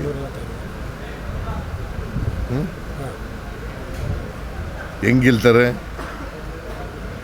28ಕ್ಕೂ ನಾವೇ ಅಧಿಕಾರಕ್ಕೆ ಬರೋದು. ಇವ್ರು ಬರೋಕ್ಕೆ ಸಾಧ್ಯನೇ ಇಲ್ಲ. BJP ಮತ್ತು JDS ಅಲಯನ್ಸ್ ಆದರೂ ಬರೋಕ್ಕೆ ಸಾಧ್ಯ. 28ಕ್ಕೂ ತಮ್ಮದೇ ನಾಯಕತ್ವನ? ಯಾವುದು? 28ಕ್ಕೂ ತಮ್ಮದೇ ನಾಯಕತ್ವನ? ಹೈಕಮಾಂಡ್ ತೀರ್ಮಾನ. ಹಾಸನ ಜಿಲ್ಲೆಗೆ ಕಾಂಗ್ರೆಸ್ ಸರ್ಕಾರದ ಕೊಡುಗೆ ಶೂನ್ಯ. ಕಾಂಗ್ರೆಸ್ ಅಧಿಕಾರಕ್ಕೆ ಬಂದ 3 ವರ್ಷ ತುಂಬುತ್ತಿದ್ದರೂ ಜಿಲ್ಲೆಗೆ ಯಾವುದೇ ಕೊಡುಗೆ ನೀಡಿಲ್ಲ ಎಂದು ಶಾಸಕ ಸ್ವರೂಪ್ ಪ್ರಕಾಶ್ ಕಾಂಗ್ರೆಸ್ ಸರ್ಕಾರದ ವಿರುದ್ಧ ಕಿಡಿಕಾರಿದರು. ಮೊದಲನೇದಾಗಿ ಹಾಸನ ಸಮಸ್ತ ಜನತೆಗೆ ಹೊಸ ವರ್ಷದ ಶುಭಾಶಯ ಕೋರ್ತಾ, ಈಗಾಗಲೇ ತಮಗೆಲ್ಲರಿಗೂ ಗೊತ್ತಿದೆ, ಹಾಸನ ಜಿಲ್ಲೆಗೆ ಇವತ್ತೇನಾದ್ರು ಅಭಿವೃದ್ಧಿ ಕಾಣ್ತಾ ಇದೆ ಅಂದ್ರೆ ಅದು ನಮ್ಮ JDS ಸರ್ಕಾರ ಇದ್ದಾಗ ಮಾತ್ರ ಅಭಿವೃದ್ಧಿ ಆಗಕ್ಕೆ ಸಾಧ್ಯ ಅಂತ ಈ ಸಂದರ್ಭದಲ್ಲಿ ನಾನು ಕೂಡ ಘಂಟಾಘೋಷವಾಗಿ ಹೇಳ್ತಾ, ಈಗಾಗಲೇ ತಮ್ಮೆಲ್ಲರಿಗೂ ಗೊತ್ತಿದೆ, ದೊಡ್ಡ ಪಟ್ಟಿನೇ ಮಾಡಬೇಕಾಗುತ್ತೆ ಹಾಸನ ಜಿಲ್ಲೆಯಲ್ಲಿ, ಅದು ವಿಶೇಷವಾಗಿ ಹಾಸನ ವಿಧಾನಸಭಾ ಕ್ಷೇತ್ರದಲ್ಲಿ ಎಷ್ಟು ಕೆಲಸ ಕಾರ್ಯಗಳಾಗಿದೆ, ಶಾಶ್ವತವಾಗಿರೋಂಥ ಕೆಲಸ ಕಾರ್ಯಗಳು ಹಾಸನ ನಗರದಲ್ಲಾಗಿರೋಂಥದ್ದು ತಮ್ಮೆಲ್ಲರಿಗೂ ಗೊತ್ತಿದೆ. ಈಗಾಗಲೇ ನಮ್ಮ ಗೌರ್ಮೆಂಟ್ ಇಂಜಿನಿಯರಿಂಗ್ ಕಾಲೇಜ್ ಇರ್ಬೋದು, ನಮ್ಮ ಗೌರ್ಮೆಂಟ್ ಮೆಡಿಕಲ್ ಕಾಲೇಜ್ ಇರ್ಬೋದು, ಒಳ್ಳೆ ಸುಸಜ್ಜಿತವಾದ ಕೋರ್ಟ್ ಇರ್ಬೋದು, ಸುಸಜ್ಜಿತವಾದ ದೊಡ್ಡ ಮಟ್ಟದ ಒಂದು ನಮ್ಮ ಬಸ್ ನಿಲ್ದಾಣ ಇರ್ಬೋದು. ಹಾಗಾಗಿ ಹಲವಾರು ಕೆಲಸ ಕಾರ್ಯಗಳು ನಮ್ಮ ಹಾಸನ ನಗರದಲ್ಲಿ, ಅದು ವಿಶೇಷವಾಗಿ ಹಾಸನ ವಿಧಾನಸಭಾ ಕ್ಷೇತ್ರದಲ್ಲಿ ಆಗಿರೋಂಥದ್ದು JDS ಸರ್ಕಾರ ಸನ್ಮಾನ್ಯ ಕುಮಾರಣ್ಣವರ ನೇತೃತ್ವದಲ್ಲಿ ಏನು JDS ಸರ್ಕಾರ ಮತ್ತು ರೇವಣ್ಣವರ ಆಶೀರ್ವಾದ ಮತ್ತು ನಮ್ಮ ತಂದೆ ದಿವಂಗತ HS ಪ್ರಕಾಶ್ ಅವರ ನೇತೃತ್ವದಲ್ಲಿ ಆಗಿರುತ್ತದೆ ಬಿಟ್ರೆ ಈಗಿನ ಕಾಂಗ್ರೆಸ್ ಸರ್ಕಾರದಲ್ಲಿ ಆಗಿರೋ ಕೆಲಸ ಶೂನ್ಯ. ಈಗಾಗಲೇ ತಾವೆಲ್ಲರೂ ನೋಡ್ತಾ ಇದ್ರಿ, ಏನು 3 ವರ್ಷ ಪೂರೈಸ್ತಾ ಬಂದಿದ್ರು ಕೂಡ ಏನು ಹಾಸನ ಜಿಲ್ಲೆಗಿರ್ಬೋದು ಕಾಂಗ್ರೆಸ್ ಸರ್ಕಾರದ ಏನು ಕೊಡುಗೆ ಕೊಟ್ಟಿದ್ದಾರೆ ಅಂತ ನಾವೆಲ್ಲರೂ ಪ್ರಶ್ನೆ ಹಾಕ್ಬೇಕಾಗ್ತದೆ. ಯಾಕೆಂದ್ರೆ ಈಗಾಗಲೇ 3 ವರ್ಷದ ತುಂಬಿರುವಂತ ಸಂದರ್ಭದಲ್ಲೂ ಕೂಡ 2 ಕಾರ್ಯಕ್ರಮನ ಕಾಂಗ್ರೆಸ್ ಅವರು ಮಾಡಿರೋದು ಯಾವ ಪುರುಷಾರ್ಥಕ್ಕೆ ಅಂತ ನಮಗೂ ಕೂಡ ಗೊತ್ತಿಲ್ಲ. ಯಾಕೆಂದ್ರೆ ನಮ್ಮ ಹಾಸನ ನಗರ ಪಾಲಿಕೆಯ ಮೇಲ್ದರ್ಜೆಗೆ ಏರಿಸಿ ಒಂದು ಬಿಡುಗಾಸನ್ನು ಕೊಡದಲೆ ಅದು ಲಿಖಿತವಾಗಿ ಹಾಸನ ನಗರಕ್ಕೆ, ವಿಶೇಷವಾಗಿ ಹಾಸನ ನಗರ ಪಾಲಿಕೆಗೆ ಹೆಚ್ಚುವರಿ ಅನುದಾನ ಮತ್ತು ಹೆಚ್ಚುವರಿ ಹುದ್ದೆಗಳನ್ನ ಇನ್ನು 3 ವರ್ಷಗಳ ಕಾಲ ಕೊಡಕ್ಕಾಗಲ್ಲ ಅಂತ ಹೇಳಿರುವಂಥದ್ದು ನಮಗೆಲ್ಲರೂ ಕೂಡ ಬೇಸರ ತಂದಿರೋ ವಿಚಾರ. ಹಾಗಾಗಿ ನಾನು ಕಾಂಗ್ರೆಸ್ ನಾಯಕರಿಗೆ ಮತ್ತು ಕಾಂಗ್ರೆಸ್ ಸರ್ಕಾರಕ್ಕೆ ಕೇಳಿ ಬಯಸ್ತೇನೆ, ಹಾಸನದಲ್ಲಿ ಯಾವ ಪುರುಷಾರ್ಥಕ್ಕೆ ತಾವು ಸಮಾವೇಶನ ಮಾಡಿದ್ರಿ, ಏನು ಸಾಧನೆ ಸಮಾವೇಶನ ಮಾಡಿದ್ದು ಯಾವ ಪುರುಷಾರ್ಥಕ್ಕೆ ಅಂತ ಗೊತ್ತಿಲ್ಲ. ಆದ್ರೂ ಕೂಡ ಇಂಥ ಒಂದು ಸಂದರ್ಭದಲ್ಲಿ ನಮ್ಮ ಹಾಸನ ನಗರ ಇವತ್ತು ಕುಮಾರಣ್ಣವ್ರಿಗೆ ನಾನು ಕೇಳಿ ಬಯಸ್ತೇನೆ, ಇವತ್ತು ಸನ್ಮಾನ್ಯ ದೇವೇಗೌಡರ ಅಪ್ಪಾಜಿ ಅವರು ಪ್ರಧಾನಮಂತ್ರಿಗಿಂತ ಕಾಲದಲ್ಲಿ KADB ಸರ್ಕಲ್ ಇಂಡಸ್ಟ್ರಿಯಲ್ ಆಗಿಂಥದ್ದು ಸನ್ಮಾನ್ಯ ದೇವೇಗೌಡರ ಅಪ್ಪಾಜಿ ಅವರು ಪ್ರಧಾನಮಂತ್ರಿ ಇದ್ದಾಗ ಮಾತ್ರ. ಇವತ್ತು 1 ಲಕ್ಷ ಜನ ಹಾಸನದ ಜನತೆ ಇವತ್ತು ಅಲ್ಲಿ ಕೆಲಸ ಮಾಡ್ತಾ ಉದ್ಯೋಗನ ಪಡ್ತಾ ಇರೋದು ನಮ್ಗೆಲ್ಲರಿಗೂ ಸಂತೋಷ ತಂದಿರೋ ವಿಚಾರ. ಇವತ್ತು ರೇವಣ್ಣ ಸಾಹೇಬರು ಹಾಸನ ನಗರಕ್ಕೆ ಫಸ್ಟ್ ಗ್ರೇಡ್ ಕಾಲೇಜ್ ಇರ್ಬೋದು, ಹೋಮ್ ಸೈನ್ಸ್ ಕಾಲೇಜ್ ಹಾಸನಲ್ಲಿ ಬೇರೆ ಬೇರೆ ರಾಜ್ಯದಿಂದ ಬಂದು ಇವತ್ತಿಲ್ಲಿ ವಿದ್ಯಾಭ್ಯಾಸ ಮಾಡ್ತಾ ಇರೋಂಥದ್ದು ಬಹಳ ನಮಗೆ ಹೆಮ್ಮೆ ತಂದಿರೋ ವಿಚಾರ. ಇವತ್ತು ಹಲವಾರು ಕಾಲೇಜುಗಳು, ವಿಶೇಷವಾಗಿ ಮಹಿಳೆಯರಿಗೆ PU ಕಾಲೇಜ್ ಇರ್ಬೋದು, ಗಂಧದ ಕೋಟೆ ಮಹಿಳೆ ಕಾಲೇಜ್ ಇರ್ಬೋದು, ಫಸ್ಟ್ ಗ್ರೇಡ್ ಕಾಲೇಜ್ ಇರ್ಬೋದು, ಹಲವಾರು ಕೆಲಸ ಕಾರ್ಯಗಳು ನಮ್ಮ ನಗರದಲ್ಲಿ, ನಮ್ಮ ವಿಧಾನಸಭಾ ಕ್ಷೇತ್ರದಲ್ಲಿ, ನಮ್ಮ ಜಿಲ್ಲೆಯಲ್ಲಿ ಅದು ನಮ್ಮ ಕುಮಾರಣ್ಣವರು ನಮ್ಮ JDS ಜನತಾದಳ ಸರ್ಕಾರ ಇದ್ದಾಗ ಮಾತ್ರ ಅಂತ ಹೇಳಕ್ ಬಯಸ್ತೇನೆ. ಇವತ್ತು ನಾವು ಕೂಡ ಎಲ್ಲೋ ಒಂದ್ ಕಡೆ ನಮ್ಮ ಹಾಸನ ಜಿಲ್ಲೆಗೆ ಅನ್ಯಾಯ ಆದ್ರೂ ಕೂಡ ಮುಂದಿನ ದಿನಗಳಲ್ಲಿ ನಾವೆಲ್ಲರೂ ಕೂಡ ಮುಂದೆ ಹೋರಾಟ ಮಾಡ್ತಾ ಪಕ್ಷದ ಇವತ್ತು ಬಲವರ್ಧನೆಗೆ, ಸಂಘಟನೆಗೆ ತಾವೆಲ್ಲರೂ ಸಾಕ್ಷಿಯಾಗಿದ್ದೀರಿ. ಸುಮಾರು 2 ಲಕ್ಷಕ್ಕಿಂತ ಹೆಚ್ಚು ಕಾರ್ಯಕರ್ತರು, ಮುಖಂಡರು, ಪಕ್ಷದ ಅಭಿಮಾನಿಗಳು, ದೇವೇಗೌಡರ ಹಿತೈಷಿಗಳು, ಅವರ ಕುಟುಂಬದ ಹಿತೈಷಿಗಳು ಸಹಸ್ರಾರು ಸಂಖ್ಯೆಯಲ್ಲಿ ಬಂದು ಕಾರ್ಯಕ್ರಮ ಯಶಸ್ವಿ ಮಾಡಿದೀವಿ. ಇದು 2028ಕ್ಕೆ ಮುನ್ನುಡಿ. ಇದು ಮುಂದಿನ 2028ಕ್ಕೆ NDA ಸರ್ಕಾರದಲ್ಲಿ JDS ಮತ್ತು BJP ಸರ್ಕಾರದ ನೇತೃತ್ವ 100ಕ್ಕೆ 100 ಬರುವಂಥದ್ದು. ಮುಂದಿನ ದಿನಗಳಲ್ಲಿ ಹಾಸನ ಜಿಲ್ಲೆ ಅಭಿವೃದ್ಧಿ ಹೋಗ್ಬೇಕು ಅಂದ್ರೆ ಅದು NDA ಸರ್ಕಾರ ಮಾತ್ರ ಅಂತ ಈ ಸಂದರ್ಭದಲ್ಲಿ ಹೇಳಿ, ಹಾಸನ ಸಮಸ್ತ ಜನತೆ, ವಿಶೇಷವಾಗಿ ಹಾಸನ ಜಿಲ್ಲೆಯಿಂದಲೇ ಹೆಚ್ಚಾಗಿ ತಾವೆಲ್ಲ ಬಂದು ಕಾರ್ಯಕ್ರಮ ಯಶಸ್ವಿಗೊಳಿಸಿದ್ರಿ. ತಮಗೆಲ್ಲರೂ ಕೂಡ ನಾನು ಸಹಸ್ರ ನಮಸ್ಕಾರ ಹೇಳಿ ತಮಗೆಲ್ಲ ಧನ್ಯವಾದ ಹೇಳ್ತೀನಿ. ಜೈ ಕರ್ನಾಟಕ ಮಾತೆ, ಜೈ JDS. ಸಕಲೇಶಪುರ ಪಟ್ಟಣದ ಹೊಸ ಬಸ್ ನಿಲ್ದಾಣದಲ್ಲಿರುವ ಸಾರ್ವಜನಿಕ ಶೌಚಾಲಯವು ಕಳೆದ 5 ದಿನಗಳಿಂದ ಬಂದ್ ಆಗಿದ್ದು ಪ್ರಯಾಣಿಕರು ಹಾಗೂ ಸಾರ್ವಜನಿಕರು ತೀವ್ರ ತೊಂದರೆ ಅನುಭವಿಸುವಂತಾಗಿದೆ. ಪ್ರತಿದಿನ ನೂರಾರು ಪ್ರಯಾಣಿಕರು ಬಳಕೆ ಮಾಡುವ ಶೌಚಾಲಯ ಬಂದ್ ಆಗಿರುವುದರಿಂದ ಮಹಿಳೆಯರು, ವೃದ್ಧರು ಹಾಗೂ ಮಕ್ಕಳು ಹೆಚ್ಚಿನ ಸಂಕಷ್ಟ ಎದುರಿಸುತ್ತಿದ್ದಾರೆ. ಸಂಬಂಧಿಸಿದ ಅಧಿಕಾರಿಗಳು ಸಮಸ್ಯೆ ಬಗ್ಗೆ ಗಮನ ಹರಿಸದೆ ನಿರ್ಲಕ್ಷ್ಯ ವಹಿಸುತ್ತಿದ್ದಾರೆ ಎಂದು ಆರೋಪಿಸಲಾಗಿದೆ. ಈ ಕುರಿತು ಕರ್ನಾಟಕ ರಕ್ಷಣಾ ವೇದಿಕೆ ತೀವ್ರ ಆಕ್ರೋಶ ವ್ಯಕ್ತಪಡಿಸಿದ್ದು, ಕೂಡಲೇ ಶೌಚಾಲಯವನ್ನು ತೆರೆಸಿ ಸ್ವಚ್ಛತೆ ಕಾಪಾಡುವಂತೆ ಆಗ್ರಹಿಸಿದೆ. ಇಲ್ಲದಿದ್ದಲ್ಲಿ ಹೋರಾಟ ನಡೆಸಲಾಗುವುದು ಎಂದು ಎಚ್ಚರಿಕೆ ನೀಡಿದೆ. ಎಲ್ಲರಿಗೂ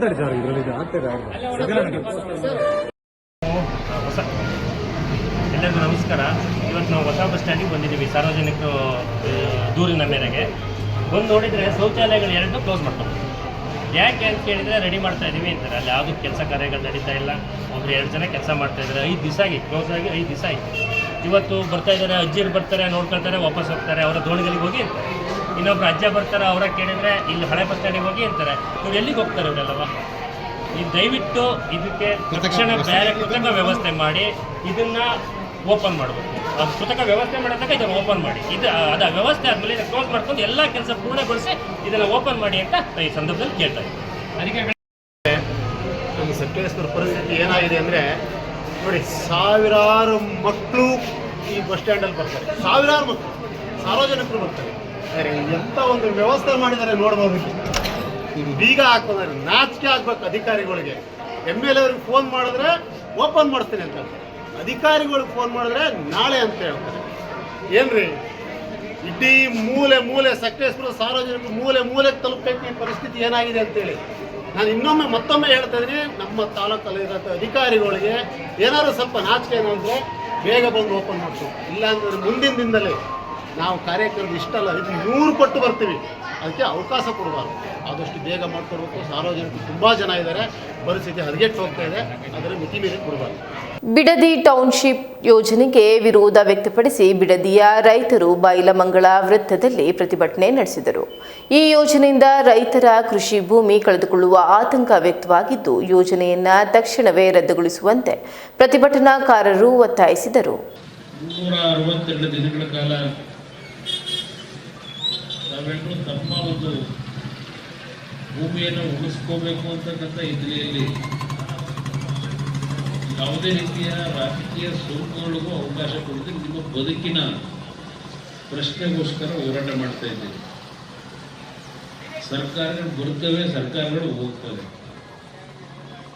ಸರ್ಕಾರದ ಆದ್ಯ ಕರ್ತವ್ಯ ಜನಾಭಿಪ್ರಾಯಕ್ಕೆ ಮಣಿಬೇಕು. ನಾವು ಸರ್ಕಾರ ನಡೆಸ್ತಕ್ಕಂಥವ್ರು ಮೊದಲು ಅರ್ಥ ಮಾಡ್ಕೋಬೇಕಾಗಿರ್ತಕ್ಕಂಥದ್ದು ಈ ಒಂದು ನಮ್ಮ ಜವಾಬ್ದಾರಿ ಏನು ಅಂತಕ್ಕಂಥದ್ದು ಅರ್ಥ ಮಾಡ್ಕೋಬೇಕು. ಈಗಾಗಲೇ ನಮ್ಮ ಮಂಜು ಅವರು ಮಾಜಿ ಶಾಸಕರು ಹಲವಾರು ವಿಷಯಗಳು ಯಾವ ರೀತಿ ನಡ್ಕೊಂಡ್ಬಂದಿದೆ ಅಂತಕ್ಕಂಥದ್ದು ತಮ್ಮ ಮುಂದೆ ಪರಿಣಾಮಕಾರಿಯಾಗಿ ವಿಷಯ ಇಟ್ಟಿದ್ದಾರೆ. ಎಲ್ಲ ವಿಷಯ ಮಂಡನೆ ಮಾಡಿದ್ದಾರೆ. ಇನ್ನು ನಮ್ಮ ಹಿರಿಯರಾಗಿರತಕ್ಕಂಥ ರಾಮಣ್ಣ ಅವರು ಸಹ 2006ರಿಂದ ನಡೆದಂಥ ಘಟನೆಗಳನ್ನು ಸಹ ಅವರು ಜೀವನವೆಲ್ಲ ಕೃಷಿಕರಾಗಿ ಏನು ಕಳೆದಿದ್ದಾರೆ, ಅವ್ರ ಜೀವನ ಆ ಕಷ್ಟ ಸುಖಗಳ ಬಗ್ಗೆ ಮಾತನಾಡಿದ್ದಾರೆ. ನನ್ನ ತಂಗಿ ಇಲ್ಲಿ ಕಣ್ಣಲ್ಲಿ ನೀರಾಕ್ತಕ್ಕಂಥ ಒಂದು ಸನ್ನಿವೇಶ ಇದೆ.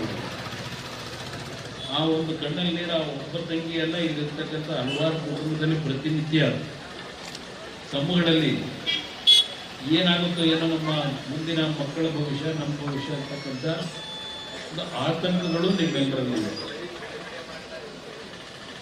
ನಾನು ಒಂದು ಸಣ್ಣ ಸಭೆಯನ್ನು ನಮ್ಮ ತೋಟದಲ್ಲಿ ಒಂದು ಬಾರಿ ಕರೆಸಿದ್ದೆ. ಒಂದು 50 ಜನ ಬಂದಿದ್ದರು. ನಾನು ನಿಮ್ಮ ರೆಕಾರ್ಡ್ಸ್ಗಳನ್ನೆಲ್ಲ ಒಂದು ಸರಿಯಾದ ಒಂದಿಸ್ಕೊಂಡು ಇಟ್ಬಿಡಿ.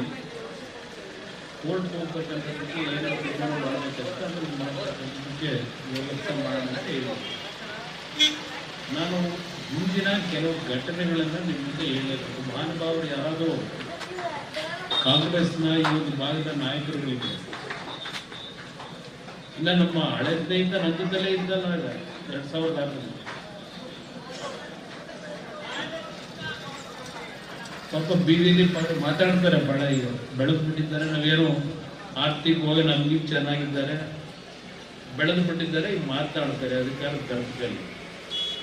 ಅಧಿಕಾರ ಅನ್ನೋದು ಯಾರಿಗೂ ಶಾಶ್ವತವಲ್ಲ ಅಂತಕ್ಕಂಥ ಒಂದು ಸಣ್ಣ ತಿಳುವಳಿಕೆಯಲ್ಲಿ ಹಿಂದೆ ಇರ್ತಕ್ಕಂಥದ್ದು. ನಾನು ರಾಮನಗರ ಜಿಲ್ಲೆಗೆ ವಿಶೇಷವಾಗಿ ಈ ಭಾಗದಲ್ಲಿ ನಿಮ್ಮ ಒಂದು ರೈತ ಜೀವನ ಏನಿದೆ ಅದೇ ರೀತಿಯಲ್ಲಿ ಬದುಕ್ತಕ್ಕಂಥದ್ದಕ್ಕೆ ನಾನು ಹುಟ್ಟಿದ ಹಾಸನ ಜಿಲ್ಲೆಯಲ್ಲಾದರೂ ಅಂತಿಮವಾಗಿ ನನ್ನ ಬದುಕು ಪ್ರಾರಂಭ ಆಗಿದ್ದು, ನನ್ನ ವೃತ್ತಿ ಪ್ರಾರಂಭ ಆಗಿದ್ದು ಈ ಒಂದು ನೆಲದಿಂದಲೇ ಇರ್ತಕ್ಕಂಥದ್ದನ್ನು ಸ್ಮರಿಸ್ಕೊಳ್ತೀನಿ ನಾನು ಯಾವಾಗ. ನಾನು 1983-84 ನಮ್ಮ ತಂದೆಯವರಿಗೆ ನಾವು ಬೇರೆ ಬೇರೆ ರೀತಿ ವೃತ್ತಿ ಮಾಡೋದವರು ಸಮಾಧಾನ ಇಲ್ಲ. ಅವರು ಬಂದಂಥ ಹಿನ್ನೆಲೆ ಒಂದು ಬಡ ರೈತ ಕುಟುಂಬದಿಂದಲೇ ಬಂದಂಥವ್ರು. ಅವ್ರು ಯಾವಾಗಲೂ ನಾವು ಹೇಳ್ತಾ ಇದ್ದಂಥದ್ದು, ನಾವೇನಾದರೂ ಕೃಷಿಯನ್ನು ಹೊರತುಪಡಿಸಿ ಬೇರೆ ಏನಾದರೂ ಮಾಡಬೇಕು ಅಂದರೆ ನೀವು ಬೇರೆ ಸಂಪಾದನೆ ಮಾಡ್ತಕ್ಕಂಥ ಹಣ ಏನಿದೆ ಬೇರೆ ವೃತ್ತಿ ಮಾಡಿ, ಅದು ನಿಮ್ಮ ಕುಟುಂಬಗಳ ಹಾಳು ಮಾಡ್ತಕ್ಕಂಥದ್ದಕ್ಕೆ ಹಣ ನಿಮಗೆ ಪ್ರೇರೇಪಣೆ ಕೊಡ್ತದೆ. ಈ ಭೂಮಿ ನಂಬಿ ನೀವೇನು ಬದುಕ್ತೀರಿ, ಇಲ್ಲಿ ಏನು ಸಂಪಾದನೆ ಮಾಡ್ತೀರಿ, ಇದು ನಿಮ್ಮ ಕುಟುಂಬವನ್ನು ರಕ್ಷಣೆ ಕೊಟ್ಟು ಒಳ್ಳೆಯ ಬದುಕನ್ನು ಮಾಡ್ತೀರಿ ಅಂತಕ್ಕಂಥದ್ದು ಅವ್ರು ಯಾವಾಗಲೂ ನಮ್ಮ ಹತ್ರ ಹೇಳೋರು. ಚಿಕ್ಕ ಮಕ್ಕಳಿದ್ದಾಗಿತ್ತು. ನಾವೊಂದು ಒಡೆಯಲಿಸಪುರದಲ್ಲಿ ಒಂದು ಸಿನಿಮಾ ಥಿಯೇಟರ್ ಕಟ್ಟಿದಾಗ ಬೆಳಗ್ಗೆ ಅಲ್ಲಿ ಅವರು ಸಂಪಾದನೆ ಮಾಡಿದಂಥ ಒಂದು ಜಮೀನು ಒಡೆಯಲಿಸಪುರದಲ್ಲಿ ನಮ್ಮ ತಾಯಿ ಒಡವೆ ಎಲ್ಲ ಬ್ಯಾಂಕಲ್ಲಿ ಇಟ್ಟು ಖರೀದಿ ಮಾಡಿದಂಥ ಜಮೀನು. ನಾವೆಲ್ಲ ಸಣ್ಣ ಮಕ್ಕಳಿರ್ತಾರೆ. ಆ ಹೊಲದಲ್ಲಿ ನಮ್ಮನ್ನು ಸುತ್ತಿಸ್ಕೊಂಡು ಬೆಳಗ್ಗೆ 6 ಗಂಟೆಗೆ ಅವ್ರು ಎಲ್ಲಾದರೂ ಹೊಲದ ಬದಿನಲ್ಲಿ ಏನಾದರೂ ಸಗಣಿ ಇದ್ರು, ನಮ್ಮ ಇನ್ನೊಬ್ಬರು ಬ್ರದರ್ ಅಲ್ಲೇ ನಿಂತಾನೆ, ಈ ರೈತನ ಮಗನ ನೋಡಿದ್ವಿ, ಸಗಣಿ ಬಿದ್ದಿದೆ, ಇದು ಹೊಲದೊಳಗೆ ಹಾಕಿಲ್ಲ, ಇದು ಈ ಥರ ಬಿಟ್ಟಿದೆಯಾ, ಇದ್ರ ಮಹತ್ವ ಗೊತ್ತಿದೆಯಾ ಅಂತಕ್ಕಂಥ ಆ ಹಿನ್ನೆಲೆ ಬಂದಿರತಕ್ಕಂಥ ಕುಟುಂಬ ನಮ್ಮದು. ಅವರ ಒಂದು ಹಿಂಸೆಗೆ ಆ ಥಿಯೇಟರ್ ಕಟ್ಟಿದ್ರ ಬಗ್ಗೆ ಅವ್ರು ಹೇಳ್ತಿದ್ರು, ಅಲ್ಲಿ ಸಂಪಾದನೆ ಏನು ಮಾಡ್ತೀರಿ ಇವತ್ತಿಂದ, ನಿಮ್ಮ ಬದುಕನ್ನು ಹಾಳು ಮಾಡ್ತಿದ್ದ ಕುಟುಂಬಗಳನ್ನು, ಈ ಭೂಮಿನ ಬದುಕಪ್ಪ ಅಂತ. ಅವರ ಒಂದು ಹಿನ್ನೆಲೆಯಲ್ಲಿ ನಾನು ನನ್ನ ವೃತ್ತಿ ಒಂದು ಸಿನಿಮಾ ನಿರ್ದೇಶಕನಾಗಿ ಸಂಪಾದನೆ ಮಾಡ್ತಿದ್ದೆ. ಬೆಂಗಳೂರು ಸುತ್ತಮುತ್ತ ಹಲವಾರು ಭಾಗದಲ್ಲಿ ಒಂದು 15-20 ಎಕರೆ ಜಮೀನು ಖರೀದಿ ಮಾಡಬೇಕು ಅಂತೇಳಿ ಹಲವಾರು ವರ್ಷಗಳು ಓಡಾಡಿದೆ. ದೇವನಹಳ್ಳಿ ಭಾಗದಲ್ಲೂ ಓಡಾಡಿದೆ, ಮತ್ತು ನಮ್ಮ ಮಾಗಡಿ ಚಂದ್ರಪ್ಪ ಸರ್ಕಲ್ವಾಗಿ ಎಲ್ಲ ಕಡೆ ಹೋಗ್ತಿದ್ದೆ. ಅಂತಿಮವಾಗಿ ಇನ್ನೊಬ್ಬರು ಚೈನಾ ಸಾಗರ ಅಂತೇಳಿ ನಮ್ಮ ಬಿಡದಿಲ್ಲಿದೆ. ಆ ವ್ಯಕ್ತಿ ಆ ರಸ್ತೆಯಲ್ಲಿ ನನ್ನ ಕಾರ್ ನಿಲ್ಲಿಸಿ ಭೂಮಿ ತೋರಿಸು, ನಾನಿವತ್ತೇನೋ ನಿಮ್ಮ ಜೊತೆ ಬದುಕ್ತಾ ಇದ್ದೀನಿ ಈ ಭಾಗದಲ್ಲಿ. ಆ ಭೂಮಿ ತೋರಿಸಿದಾಗ ನನಗೆ ರಸ್ತೆಯಿಂದ ಕಲ್ಮಟ್ಟಿ ಕಾಣುತ್ತೆ. ನಾನು ರೈತನಾಗಿ ಬದುಕಲಿಕ್ಕೆ ಜಮೀನು ಕೇಳ್ತಾ ಇದ್ದೀನಿ ಚೈನಾ ಸಾಗರೆ, ಇಲ್ಲಿ ನೋಡಿದೇನು ಒಳ್ಳೆ ದೊಡ್ಡ ಕಲ್ಲು ಬಂಡೆ ಇದೆ, ಕಲ್ಲು ಹೇಗೆ ನಾನು ಜಮೀನು ಮಾಡೋಕ್ಕೆ ಬಂದಿಲ್ಲ ಅಂತ ಹೇಳಿ ಇದು ಒಂದೊಂದು ಕ್ಷಣನೂ ನನ್ನ ತಲೆ ಒಳಗಿದೆ. ನಂತರ ಅದೇನೋ ಪುಣ್ಯ ಅಲ್ಲಪ್ಪ ಬರೆಯಪ್ಪ ಅಂತೇಳಿ ಹೊರ ಹೊಡ್ತಾ ಇದ್ದೆ. ನಾವು ರೈಲ್ವೆ ಗೇಟ್ ದಾಟಿ ಆ ಕಡೆ ನಡ್ಕೊಂಡು ಹೋದಾಗ ಸುಮ್ಮನೆ ಅವ್ರು ಕೇಳಿದ್ರು, ನಾನು ಬಂದರು ಪಾಪ, ಇಲ್ಲ ಇಲ್ಲಿ ನಾವೇನು ಇಲ್ಲಿ ರಾಗಿ ಹಾಕಿ ಏನು ಬೆಳಿತೀವಿ, ಜಮೀನು ಕೊಡೋದಕ್ಕೆ ತಯಾರವ್ರೆ ಅಂತಕ್ಕಂಥದ್ದು. ಸಿಗುತ್ತೆ ಒಂದು 15 ಎಕರೆ ಲ್ಯಾಂಡ್ ಸಿಗುತ್ತೆ. ಆ ಹಿನ್ನೆಲೆಯಲ್ಲಿ ನಾನು ಈ ಒಂದು ಭಾಗದಲ್ಲಿ ಬಂದು ಇವತ್ತು ರಾಮನಗರ ನನ್ನ ಬದುಕನ್ನು ಕಟ್ಕೊಂಡಿರ್ತಕ್ಕಂಥದ್ದು. ಅಲ್ಲಿ ನಾನು ಖರೀದಿ ಮಾಡಿದ್ದು ಒಂದು 46 ಎಕರೆ ಭೂಮಿ. ಆ 46 ಎಕರೆ ಭೂಮಿ ಖರೀದಿ ಮಾಡಿದಾಗಲೂ ಅಲ್ಲಿರ್ತಕ್ಕಂಥ ಬಹಳ ಜನ ಬಂದರು. ಅವತ್ತು ಇನ್ನೂ 106 ಎಕರೆ ಕೊಡೋದು ತಯಾರಾಗಿಲ್ಲ. ಕೈ ಮುಗಿತಿದ್ರಪ್ಪ, ನನಗೆ ಬೇಕಾಗಿರೋದು ನಮ್ಮ ಅಪ್ಪ ಏನು ಯಾವಾಗ ಹೇಳ್ತಾರೆ ಅವರಿಗೆ ಒಂದು ನೆಮ್ಮದಿ ತರಕ್ಕೋಸ್ಕರ ಭೂಮಿ ಖರೀದಿ ಮಾಡ್ತಿದ್ದೀನಿ. ನಾನು 106 ಎಕರೆ ತಗೊಂಡು ನಾನೇನು ಮಾಡಿದ್ದೀನಿ, ಈಗ ನೀವೇನು ಕೊಟ್ಟಿದ್ದೀವಿ ಇದೇ ಸಾಕು, ನನಗೆ ದಯವಿಟ್ಟು ಬೇಡಪ್ಪ ಅಂತ ಹೇಳಿ ಮತ್ತು ನಾನು ಭೂಮಿ ಖರೀದಿ ಮಾಡೋಕ್ಕೆ ಹೋಗಲಿಲ್ಲ. ಇದು ನನ್ನ ಹಿನ್ನೆಲೆ ನಿಮ್ಮೆಲ್ಲರ ಗಮನಕ್ಕೆ ತರ್ತಾ ಇದ್ದೀನಿ. 83ರಲ್ಲಿ ಖರೀದಿ ಮಾಡಿದ್ದೀನಿ. ಇವತ್ತು ಸಹ ನನಗೆ ಕೊಡದೇ ಇರೋ ಕಾಟ ನೀವೆಲ್ಲ ನೋಡ್ತಾ ಇದ್ದೀವಿ. ಅಲ್ಲೆಲ್ಲ 4 ಎಕರೆ ಒತ್ತುವರಿ ಮಾಡಿಬಿಟ್ಟಿದ್ದೀನಿ ನಾನು ಅಂತೇಳಿ ಸರ್ಕಾರಿ ಭೂಮಿನ. ಕೊಡಬಾರದ ಕಾಟ್ಲೆ ನನಗೆ ಕೊಡ್ತಾವ್ರೆ ಈಗಿನ ಸರ್ಕಾರದಲ್ಲಿ. ನಡೀತಾ ಇದೆಯಲ್ಲ, ಸಾವಿರಾರು ಕೋಟಿ ಬೆಲೆ ಮಾಡ್ತಕ್ಕಂಥ ಭೂಮಿಯಲ್ಲಿ ನಿಮಗಿರ್ತಕ್ಕಂಥದ್ದು ಸಾವಿರಾರು ದಾಖಲೆಗಳನ್ನ ತಿಳ್ಕೊಂಡಿದ್ದೀನಿ. ಈಗಿನ ಈ ಘಟನೆ ನೋಡಿದಾಗ ಸಮಯ ಬರಲಿ ಅಂತ ಕಾಯ್ತಾ ಇದ್ದೀನಿ. ಈ ವೇದಿಕೆ ಮುಖಾಂತರ ಅವ್ರಿಗೂ ಈ ಸಂದೇಶ ಕೊಡ್ತಾ ಇದ್ದೀನಿ. ನಿಮ್ಮ ಕಣ್ಣಲ್ಲಿ ನೀರೇನಿದೆ, ಆ ಹೆಣ್ಣು ಮಗಳ ಕಣ್ಣಲ್ಲಿ ನೀರಾಗಿದೆ, ನನ್ನ ಕಣ್ಣಾಗಿದೆ, ನನ್ನ ಸ್ವಂತ ತಂಗಿ ಇದ್ದಾಗಿ. ನಿಮ್ಮ ಕಣ್ಣಲ್ಲಿ ನೀರು ಬಂದರೆ ನಾವು ನಿಮ್ಮ ಕಣ್ಣಿಗೆ ನೀರು ತರತಕ್ಕಂಥ ರೀತಿಯಲ್ಲಿ ನಮ್ಮ ನಡವಳಿಕೆ ಇದ್ದು ಈ ಪರಿಸ್ಥಿತಿ ನಾವು ಜನಪ್ರತಿನಿಧಿಗಳ ಕೆಲಸ ಮಾಡಲಿಕ್ಕೆ ಅರ್ಹತೆ ಇಲ್ಲ ಅನ್ನೋದು ನನ್ನ ಅಭಿಪ್ರಾಯ. ಹಿಂದೂ ಸಮಾಜೋತ್ಸವ ಸಮಿತಿ ವತಿಯಿಂದ ಶ್ರವಣಬೆಳಗೊಳದಲ್ಲಿಂದು ಬಾಹುಬಲಿ ಪಾಲಿಟೆಕ್ನಿಕ್ ಕಾಲೇಜು ಆವರಣದಲ್ಲಿ ಹಿಂದೂ ಸಮಾಜೋತ್ಸವ ಕಾರ್ಯಕ್ರಮ ಅದ್ದೂರಿಯಾಗಿ ಜರುಗಿತು. ಅವರಿಗೆ ತುಂಬ ಹೃದಯದ ಅಭಿನಂದನೆಗಳು.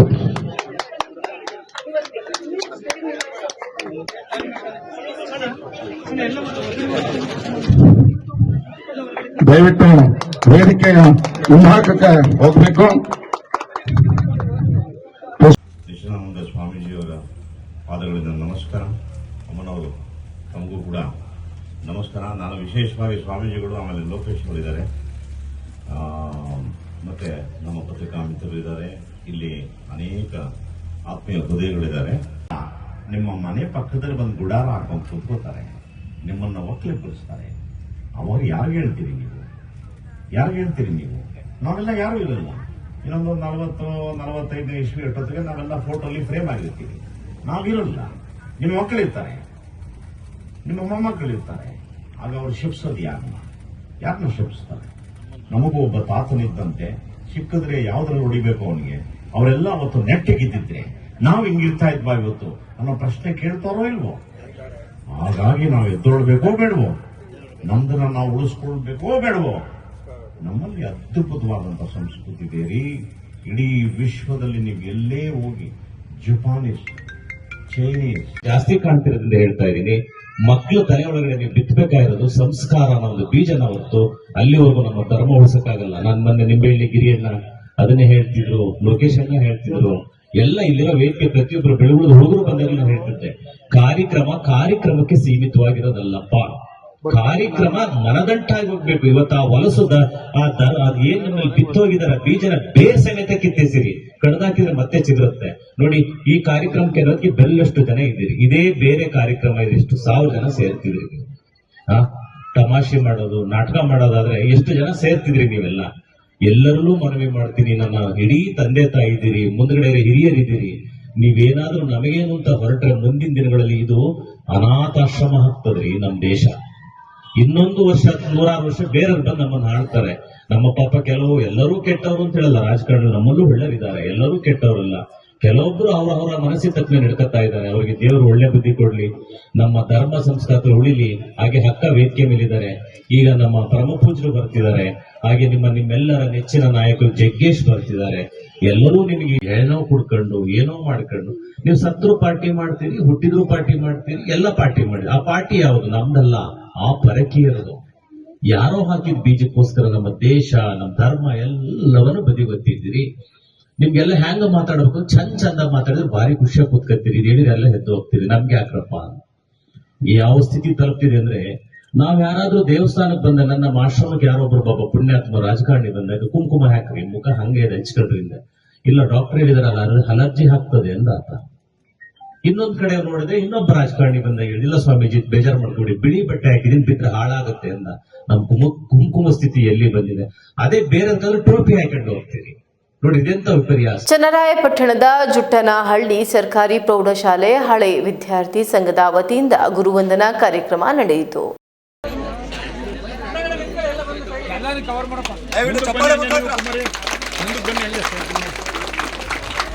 ಅಸತೋಮ ಸದ್ಗಮಯ ತಮಸೋಮ ಜ್ಯೋತಿರ್ಗ.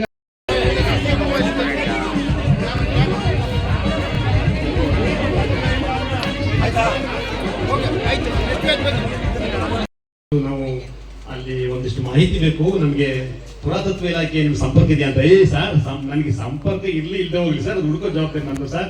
ನಾನು ದಯಮಾಡಿ ಹುಡುಕೊಡ್ತೀನಿ ಸರ್, 4 ದಿವಸ ಸಮಯ ಕೊಡಿ ಸರ್ ಅಂತ ಹೇಳಿ ಅವ್ರನ್ನ ಕೇಳ್ಕೊಂಡು ಹೇಳ್ತಾ ಇದ್ದೆ. ಈ ನಾಡಿಗೆ ತೋರಿಕೊಟ್ಟಂತಹ ಶ್ರೀಮಂತ ವ್ಯಕ್ತಿ ಮಹಾಸ್ವಾಮೀಜಿಗಳು ಆಶೀರ್ವಚನವನ್ನು ಕೊಟ್ಟಿದ್ದಾರೆ. ಅವರಿಗೆ ತುರ್ತು ಕಾರ್ಯಕ್ರಮ ಪ್ರಯುಕ್ತ ಅವರು ಹೋಗ್ತಾ ಇರೋದ್ರಿಂದ ಎಲ್ಲ ಹಳೆಯ ವಿದ್ಯಾರ್ಥಿಗಳು ಸೇರಿ ಅವರಿಗೆ ಒಂದು ಗೌರವ ಸಮರ್ಪಣೆಯನ್ನ ಮಾಡ್ತಾ ಇದ್ದಾರೆ. ದಯಮಾಡಿ ಎಲ್ಲರೂ ಬಂದು ಸ್ವಾಮೀಜಿಗಳ ಒಂದು ಆಶೀರ್ವಾದಕ್ಕೆ ಭಾಜನರಾಗಿ. ಯಾವಾಗಲೂ ಸದಾ ನೆನಪು ಮಾಡ್ಕೊತೀವಿ ನಮಗೆ ಕಲಿಸಿದ ಗುರುಗಳನ್ನ. ಇವತ್ತು ಸರ್ಕಾರಿ ಶಾಲೆ ಅಂದ ತಕ್ಷಣ ನಮ್ಮದಲ್ಲ ಅನ್ನೋ ಒಂದು ಭಾವನೆ ಇರುವಂತ ಸಂದರ್ಭದಲ್ಲಿ ಒಂದು ಸಮುದಾಯದ ಆಸ್ತಿ ಇದು ಅಂತೇಳಿ ಒಳಗಡೆ ಬರುವಂಥದ್ದು. ನಮ್ಮ ಮಕ್ಕಳು ಇಲ್ಲಿ ವಿದ್ಯಾಭ್ಯಾಸ ಮಾಡ್ತಾ ಇದ್ದಾರೆ, ನಮ್ಮ ಮಕ್ಕಳಿಗೆ ಕಲಿಸುವಂಥ ಗುರುಗಳು ಕೂಡ ನಮ್ಮವರು. ಇದು ನಮ್ಮ ಆಸ್ತಿ, ನಮ್ಮ ಊರಿನ ಆಸ್ತಿ. ನಮ್ಮ ಶಾಲೆ ನಮ್ಮ ಹೆಮ್ಮೆ, ನಮ್ಮ ಶಾಲೆ ನಮ್ಮ ದೇವಸ್ಥಾನ ಅಂತ ತಿಳ್ಕೋಬೇಕು. ಇದು ಜ್ಞಾನದ ಆಲಯ. ಹೀಗೆ ತಿಳ್ಕೊಂಡು ಎಲ್ಲ ಹಿರಿಯ ವಿದ್ಯಾರ್ಥಿಗಳು ಸೇರಿಕೊಂಡು ಈ ಶಾಲೆಯ ಅಭಿವೃದ್ಧಿಗೆ ಸರ್ಕಾರದ ಜೊತೆ ಸೇರಿಕೊಂಡು ಕೆಲಸ ಮಾಡಿದರೆ ಏನಾಗುತ್ತೆ, ಸರ್ಕಾರಿ ಸಂಸ್ಥೆಗಳು, ಸರ್ಕಾರಿ ಶಾಲಾ ಕಾಲೇಜುಗಳು ಉಳಿತವೆ. ಈಗ ಮಹೇಶ್ ಅವರು ಹೇಳಿದರು, ಸರ್ಕಾರಿ ಶಾಲೆಗಳು ಉಳಿಬೇಕು ಅಂದರೆ ಇಂತಹ ಹಿರಿಯ ವಿದ್ಯಾರ್ಥಿಗಳು ತಾವು ಕಲಿತ ಶಾಲೆಯನ್ನು ದೇವಾಲಯ ಅಂತ ತಿಳ್ಕೋಬೇಕು. ಕಲಿಸಿದ ಗುರುಗಳು ಅಂತ ತಿಳ್ಕೊಂಡು ಶಾಲೆಗೆ ಬಂದು ಏನಾದರೂ ಸಣ್ಣ ಸಣ್ಣ ಕಾಣಿಕೆಗಳನ್ನ ಕೊಡ್ತಾ ಹೋದರೆ ಒಂದು ವ್ಯಾಲ್ಯೂ ಎಡಿಷನ್ ಕೂಡ ಈ ಶಾಲೆಯಲ್ಲಿ ಆಗಲಿಕ್ಕೆ ಸಾಧ್ಯ ಆಗುತ್ತೆ. ಒಂದು ಒಳ್ಳೆಯ ಶಿಕ್ಷಣವನ್ನು ಈ ಜನರೇಷನ್ ಪಡ್ಕೊಳ್ಳಿಕ್ಕೆ ಸಾಧ್ಯ ಆಗುತ್ತೆ. ಇಲ್ಲಂತೂ ಈಗಿನ ವಿದ್ಯಾರ್ಥಿಗಳ ಕುರಿತು ಮಹೇಶ್ ಅವರು ಹೇಳ್ತಾ ಇದ್ರು, ನೋಡ್ಕೊಳ್ಳಿ, ತಿಳ್ಕೊಳ್ಳಿ ಅಂತ. ಈಗ ನೀವು ಕಂಪೇರ್ ಮಾಡ್ಕೊಳ್ಳಿ, 30 ವರ್ಷಗಳ ಹಿಂದೆ ಕಲಿತಂಥ ನೀವು ಹಿರಿಯರು ಬಂದಿದ್ದೀರಿ, ನಿಮಗೂ ಕೂಡ ಮಕ್ಕಳು ಎಲ್ಲರೂ ದೊಡ್ಡವರಾಗಿರ್ತಾರೆ. ಈಗ 30 ವರ್ಷಗಳ ನಂತರದಲ್ಲಿ ಇಲ್ಲಿ ಕಲಿಯುವಂಥ ಮಕ್ಕಳ ಒಂದು ಭಾವವನ್ನು ನೀವು ಮೆಜರ್ ಮಾಡಿದರೆ, ಇದು ಸತ್ಯ ಕೂಡ. ಭಾವವನ್ನು ಭೌತ ಬಿಡಿ, ನಿಮ್ಗಿಂತ ಚೆನ್ನಾಗಿ ಪೌಡರ್ ಹಾಕೊಂಡ್ಬರ್ತಾರೆ, ನಿಮ್ಗಿಂತ ಚೆನ್ನಾಗಿ ಬಟ್ಟೆ ಹಾಕೊಂಡ್ಬರ್ತಾರೆ, ನಿಮ್ಗಿಂತ ಚೆನ್ನಾಗಿ ಮಧ್ಯಾಹ್ನ ಊಟ ಮಾಡ್ತಾರೆ ಅಲ್ವಾ. ಅವಾಗ ನಾವು ಓದೋ ಟೈಮಲ್ಲಿ ಬಿಸಿ ಊಟನೂ ಇರಲಿಲ್ಲ, ಏನೂ ಇರಲಿಲ್ಲ. ಸಿದ್ಧಗಂಗಾ ಮಠದಲ್ಲಿ ಓದ್ತಿದ್ದು ನಾವು 2 ಹೊತ್ತು ಊಟ, ಬೆಳಗ್ಗೆ 7:30 ಸಂಜೆ 7:30. ಅದೇ ಚುಂಚನಗಿರಿ ಮಹಾಸಂಸ್ಥಾನದಲ್ಲಿ ಓದ್ತಿದ್ದು, ಬೆಳಗ್ಗೆ 7:30 ಸಂಜೆ 7:30 ಕೊಡ್ತಾಯಿದ್ರು. ಆದರೆ ಇವತ್ತು 3 ಹೊತ್ತು ಊಟ ಕೊಡ್ತಾರೆ, ಎಲ್ಲ ಫೆಸಿಲಿಟಿ ಇದೆ, ತಂದೆ ತಾಯಿಗಳು ತ್ಯಾಗ ಮಾಡ್ತಾರೆ, ಟೀಚರ್ಸು ತ್ಯಾಗ ಮಾಡ್ತಾರೆ. ಆದರೆ ಭಾವನೆಯಲ್ಲಿ ಸ್ವಲ್ಪ ಇನ್ನು ಕೆಳಗಡೆ ಇದೆ. ನಿಮಗಿಂತ ಮೀರಿ ಹೋಗ್ಲಿಕ್ಕೆ ಸಾಧ್ಯ ಆಗಿಲ್ವೇನೋ ಅಂತ ಅನಿಸುತ್ತೆ. ನಾನು ನಾಗೇಶ್ವರ ಅದನ್ನೇ ಹೇಳ್ತಿದ್ದೆ, ನಿಮ್ಮ ಕಾಲದ ವಿದ್ಯಾರ್ಥಿಗಳು ನಿಮ್ಮ ಪುಣ್ಯ, ನಿಮ್ಮ ಕಾಲದ ಗುರುಗಳು ನಿಮ್ಮ ಪುಣ್ಯ ಅಲ್ವಾ. ಈ ಒಂದು ಸಮಾವೇಶ ಅಥವಾ ಈ ಒಂದು ಗುರುವಂದನಾ ಕಾರ್ಯಕ್ರಮ ಏನು ಮೆಸೇಜ್ ಕೊಡುತ್ತೆ? ಕಲಿಸಿದ ಗುರುಗಳು ನಿಷ್ಠೆ, ಪ್ರಾಮಾಣಿಕತೆ ಮತ್ತು ಪ್ರೀತಿಪೂರ್ವಕವಾಗಿ ಕಲಿಸಿದ್ರೆ ಕಲಿತ ವಿದ್ಯಾರ್ಥಿಗಳು ಅವ್ರು ಎಷ್ಟೇ ದೊಡ್ಡಕ್ಕೆ ಹೋದ್ರೂ ಕೂಡ ಮರೆಯಲಾರರು. ಯಾರು ಸಮಾಜದ ಋಣವನ್ನು ಮರೆಯೋದಿಲ್ವೋ ಅವರು ಮಾತ್ರ ಒಂದು ದೊಡ್ಡ ವ್ಯಕ್ತಿ ಆಗಲಿಕ್ಕೆ ಸಾಧ್ಯ. ಸಮಾಜದ ಋಣ ಅಂದರೆ ತಂದೆ ತಾಯಿಗಳ ಋಣ, ಕಲಿಸಿದ ಗುರುಗಳ ಋಣ ಅಲ್ವಾ. ಮಾತೃದೇವೋಭವ, ಪಿತೃದೇವೋಭವ, ಆಚಾರ್ಯ ದೇವೋಭವ, ಅತಿಥಿ ದೇವೋಭವ ಮತ್ತು ರಾಷ್ಟ್ರ ದೇವೋಭವ ಅಂತ ಹೇಳ್ತಾರೆ. ಈ ಋಣಗಳನ್ನು ಯಾರು ಮರೆಯೋದಿಲ್ವೋ ಅವರು ಮಾತ್ರ ನಿಜವಾಗಿ ತಮ್ಮ ಜೀವನವನ್ನು ಸಾರ್ಥಕ ಮಾಡ್ಕೊಳ್ಳಿಕ್ಕೆ ಸಾಧ್ಯ ಆಗುತ್ತೆ. ಇಲ್ಲಾಂದ್ರೆ ಜೀವನ ಸುಮ್ಮನೆ ನಾನು ಊಟದೆ, ತಿಂದೆ, ಹುಟ್ಟೆ, ಬೆಳೆದೆ, ಸತ್ತೆ ಅನ್ನೋ ಒಂದು ಭಾವನೆ ಬಂದ್ಬಿಡುತ್ತೆ. ಸೊ ಹಾಗಾಗಿ ಸಮಾಜದ ಋಣವನ್ನು ಸದಾ ನೆನಪು ಮಾಡಿಕೊಳ್ಳುವಂಥ ಒಂದು ವ್ಯಕ್ತಿತ್ವವನ್ನು ಶಿಕ್ಷಣ ರೂಪಿಸಬೇಕು. ಇವತ್ತು ಆಧುನಿಕ ತಂತ್ರಜ್ಞಾನಗಳು, ಮೊಬೈಲು ಅವು ಇವು ಬಂದು ಭಾವನೆಗಳನ್ನು ಪ್ರತಿಯೊಬ್ಬರು ಮತದಾನ ಪ್ರಕ್ರಿಯೆಯಲ್ಲಿ ಪಾಲ್ಗೊಂಡು ರಾಷ್ಟ್ರಕ್ಕೆ ಉತ್ತಮ ಮತ್ತು ಪ್ರಾಮಾಣಿಕ ನಾಯಕರನ್ನ ಆಯ್ಕೆ ಮಾಡಲು ಮತದಾರರ ಭಾಗವಹಿಸುವಿಕೆ ಅತ್ಯಂತ ಮಹತ್ವದ್ದಾಗಿದೆ ಎಂದು ಪ್ರಧಾನ ಹಾಗೂ ಸತ್ರ ನ್ಯಾಯಾಧೀಶರು ಮತ್ತು ತಾಲೂಕು ಕಾನೂನು ಸೇವೆಗಳ ಪ್ರಾಧಿಕಾರ ಅಧ್ಯಕ್ಷರಾದ ಅರುಣ್ ಕುಮಾರಿ ತಿಳಿಸಿದರು. ಅವಶ್ಯಕತೆ ಇದೆಯೋ ಉಚಿತ ಆಯ್ಕೆ ಮಾಡುವುದು ಹಾಗೂ ಉಚಿತವಾಗಿ ಕಾನೂನು ಸೇವೆಯನ್ನು ಒದಗಿಸಿಕೊಡುವುದು ಇದರದ ಒಂದು ಮೂಲ ಉದ್ದೇಶ ಅಂತ ಹೇಳ್ಬೋದು. ನೆಕ್ಸ್ಟ್ ಅನ್ನೋದನ್ನು ಡಿನೇ ಮಾಡೋಕ್ಕಾಗತ್ತೆ ಮಾಡಿದ್ರೆ ಅದು ಲೈಂಗಿಕ ಕಿರುಕುಳ ಕೊಟ್ಟರೆ ಅಂಥವ್ರನ್ನ ಜೈಲಿಗೆ ಕಳಿಸಲಾಗುತ್ತೆ. ಸೊ ಹೆಣ್ಮಕ್ಳು ಸಾಮಾನ್ಯವಾಗಿ ವಿಕ್ಟಿಮ್ಮು ಸಾಂತ್ವನ ಕೇಂದ್ರಕ್ಕೆ ಹೋಗಬೇಕಾಗುತ್ತೆ, ಅದೇ ತಪ್ಪು ಮಾಡಿದ ಹುಡುಗರು ಜೈಲಿಗೆ ಹೋಗಬೇಕಾಗುತ್ತೆ. ನಮ್ಮ ಹಾಸನ ಜೈಲಲ್ಲಿ ಸಾಮಾನ್ಯವಾಗಿ 20 ರಿಂದ 35 ವರ್ಷ ವಯಸ್ಸಿನ ಹುಡುಗರು ಜೈಲಲ್ಲಿದ್ದಾರೆ.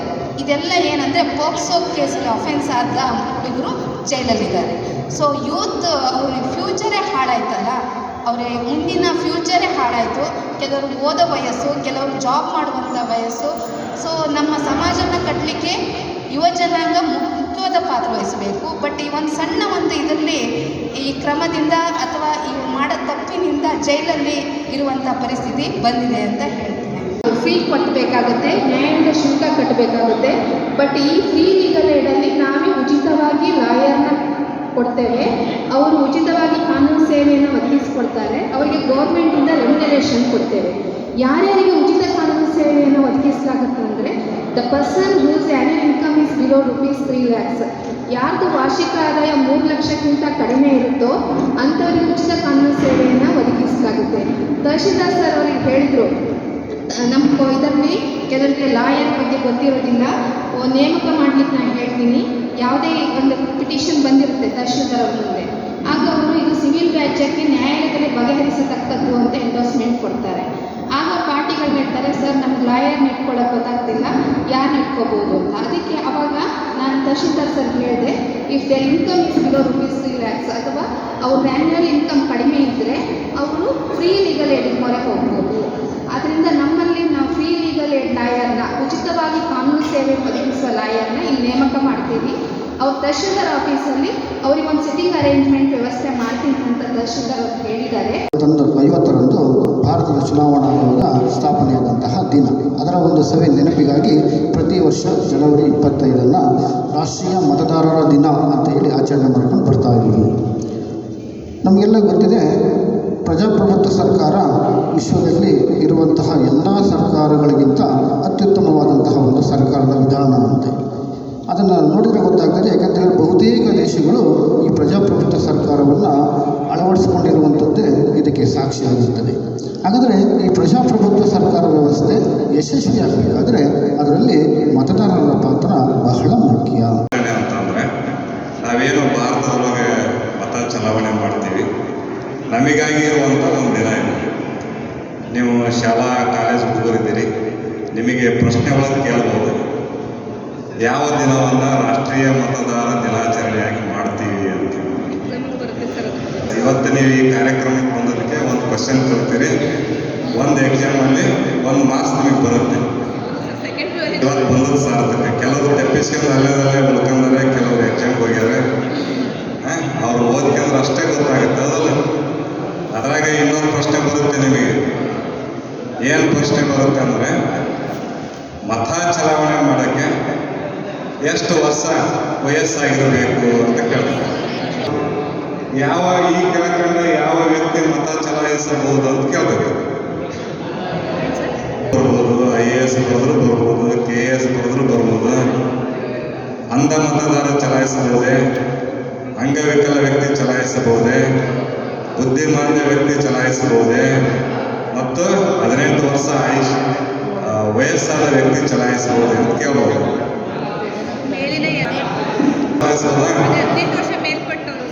ಅವನಿಗೆ ಎಕ್ಸಾಮ್ಗೆ ನಾನು ಕಂಪನಿಯನ್ನಾಗಿ ಹೋಗಿದ್ದೆ, ಅವನ ಪ್ರಶ್ನೆ ಓದಿ ಹೇಳ್ತಿದ್ದೆ, ಅವನ ಉತ್ತರ ಇದನ್ನು ಬರೀ ಅಂತಂದ ನಾನು ಬರೀತಿದ್ದೆ. ಓಕೆ, ಸೊ ಹಂಗೆ ಒಬ್ಬನು ಕಂಪನಿಯನ್ನು ಕೊಡ್ತೀವಿ.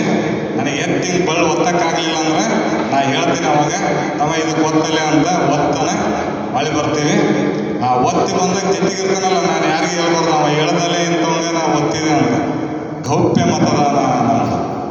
ಓಕೆ, ಗೌಪ್ಯ ಮತದಾನದಲ್ಲಿ ಮತ ಚಲಾಯಿಸಿಕೊಂಡು ನಾನು ಇಂಥವ್ರಿಗೆ ಚಲಾವಣೆ ಮಾಡಿದೆ ಅಂತ ಹೇಳ್ಬಾರ್ದು. ಹೌದು. ಇನ್ನೆಷ್ಟು ಉಳಿದು? ಇವರೊಂದು 40,000 ತಗೊಂಡ್ರಿ, ಇನ್ನೆಷ್ಟು ಉಳಿತು? 10,000 ಉಳಿತು. ಇವರೊಂದು 10,000 ತಗೊಂಡ್ರಿ, ಇನ್ನೆಷ್ಟು ಉಳಿತು? ಗೆಲ್ಬೇಕಾಗಿರೋರು ಯಾರು? ನಾನು ಹೌದಲ್ಲ? ಆ 10,000 ತಗೊಂಡ್ರೆ ಗೆದ್ರು. ಹೆಂಗೆ ಗೆದ್ರು? ಟೋಟಲ್ ಲೆಕ್ಕ ಮಾಡಿದ್ರೆ ಒಂದಾಗಬೇಕಲ್ಲ, ಹೌದಲ್ಲ? ಸೊ ಅಂತ ಅದಕ್ಕೆ ಹೇಳೋದು, ಭಾರತ ಯಾಕೆ ಯಶಸ್ವಿ ಪ್ರಜಾಪ್ರಭುತ್ವ ರಾಷ್ಟ್ರ ಅಂದರೆ, ನಮ್ಮ ಎಲೆಕ್ಷನ್ದೊಳಗೆ ಒಂದೇ ಒಂದು ಸಣ್ಣದ ತಪ್ಪುಗಳಿರಲ್ಲ. ಯಾರಿಗೆ ಓಟ್ ಹಾಕಿರ್ತಿ ಅವ್ರಿಗೆ ಸ್ಲಿಪ್ ಬಿದ್ದಿರ್ತೈತಿ. ಎಲ್ಲೆಲ್ಲಿ ವ್ಯತ್ಯಾಸ ಆಗಲ್ಲ, ಒಂದು ಸಣ್ಣ ವ್ಯತ್ಯಾಸ ಆಗಲ್ಲ. ಒಂದು 3 ಲಕ್ಷ ಓಟ್ ಹಾಕ್ಯಾರಪ್ಪ ಇವತ್ತು ಒಂದು ಡಬ್ಬಿ ಒಳಗಂದ್ರೆ, ಆ 3 ಲಕ್ಷನ ನೀನು ಯಾರಿಗೆ ಗೊತ್ತಿರ್ತಿಲ್ಲ ಅವ್ರ ಸ್ಲಿಪ್ಪಲ್ಲಿ ಇರುತ್ತೆ. ಎಲ್ಲೆಲ್ಲಿ ಒಂದು ಸಣ್ಣ ಮೋಸ ಇರುತ್ತೆ. ಅದಕ್ಕೆ ನಾವು ಯಶಸ್ವಿಯಾಗಿರೋದು. ಅದ್ರ ಜೊತೆಗೆ ನಾವು ವಿಶ್ವದಾಗ 4ನೇ ಅತ್ಯಂತ ಶ್ರೀಮಂತ ಆರ್ಥಿಕತೆ ಹೊಂದಿರುವಂಥ ರಾಷ್ಟ್ರ ನಾವು. ಹೌದಾ? ನಿಮಗೆಲ್ಲ 18, 20, 22. ಈಗ ಮತ್ತೊಮ್ಮೆ ಹೆಡ್ಲೈನ್ಸ್.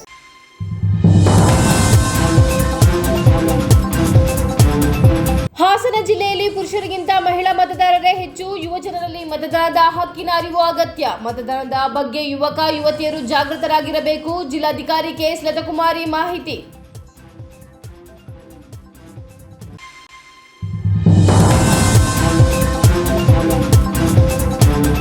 ಶರಣ್ ಪಂಪ್ವೆಲ್ ಪ್ರವೇಶ ನಿರ್ಬಂಧ, ಸಮುದಾಯ ಸೌಹಾರ್ದತೆಗಾಗಿ ತೀರ್ಮಾನ. ಶ್ರವಣಬೆಳಗೊಳ ಅರಸೀಕೆರೆ ಸಮಾಜೋತ್ಸವದಲ್ಲಿ ಭಾಗಿಯಾಗಬೇಕಿದ್ದ ಶರಣ್ ಪಂಪ್ವೆಲ್ ಹಾಸನ ಜಿಲ್ಲೆಗೆ ನಿರ್ಬಂಧ ಹೇರಿ ಆದೇಶ ಹೊರಡಿಸಿದ್ದ ಜಿಲ್ಲಾಧಿಕಾರಿ ಲತಾಕುಮಾರಿ.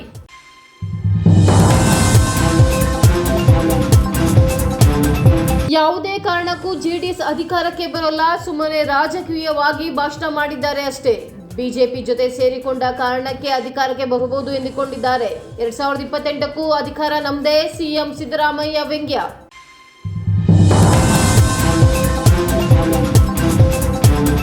ಇದಿಷ್ಟು ಈವರೆಗಿನ ಪ್ರಮುಖ ಸುದ್ದಿಗಳು. ಸಮಗ್ರ ಸುದ್ದಿಗಳಿಗಾಗಿ ನೋಡ್ತಾ ಇರಿ ಪಬ್ಲಿಕ್ ಎಕ್ಸ್‌ಪ್ರೆಸ್ ಕನ್ನಡ. ಪಯಣ ನಿಮ್ಮೊಂದಿಗೆ.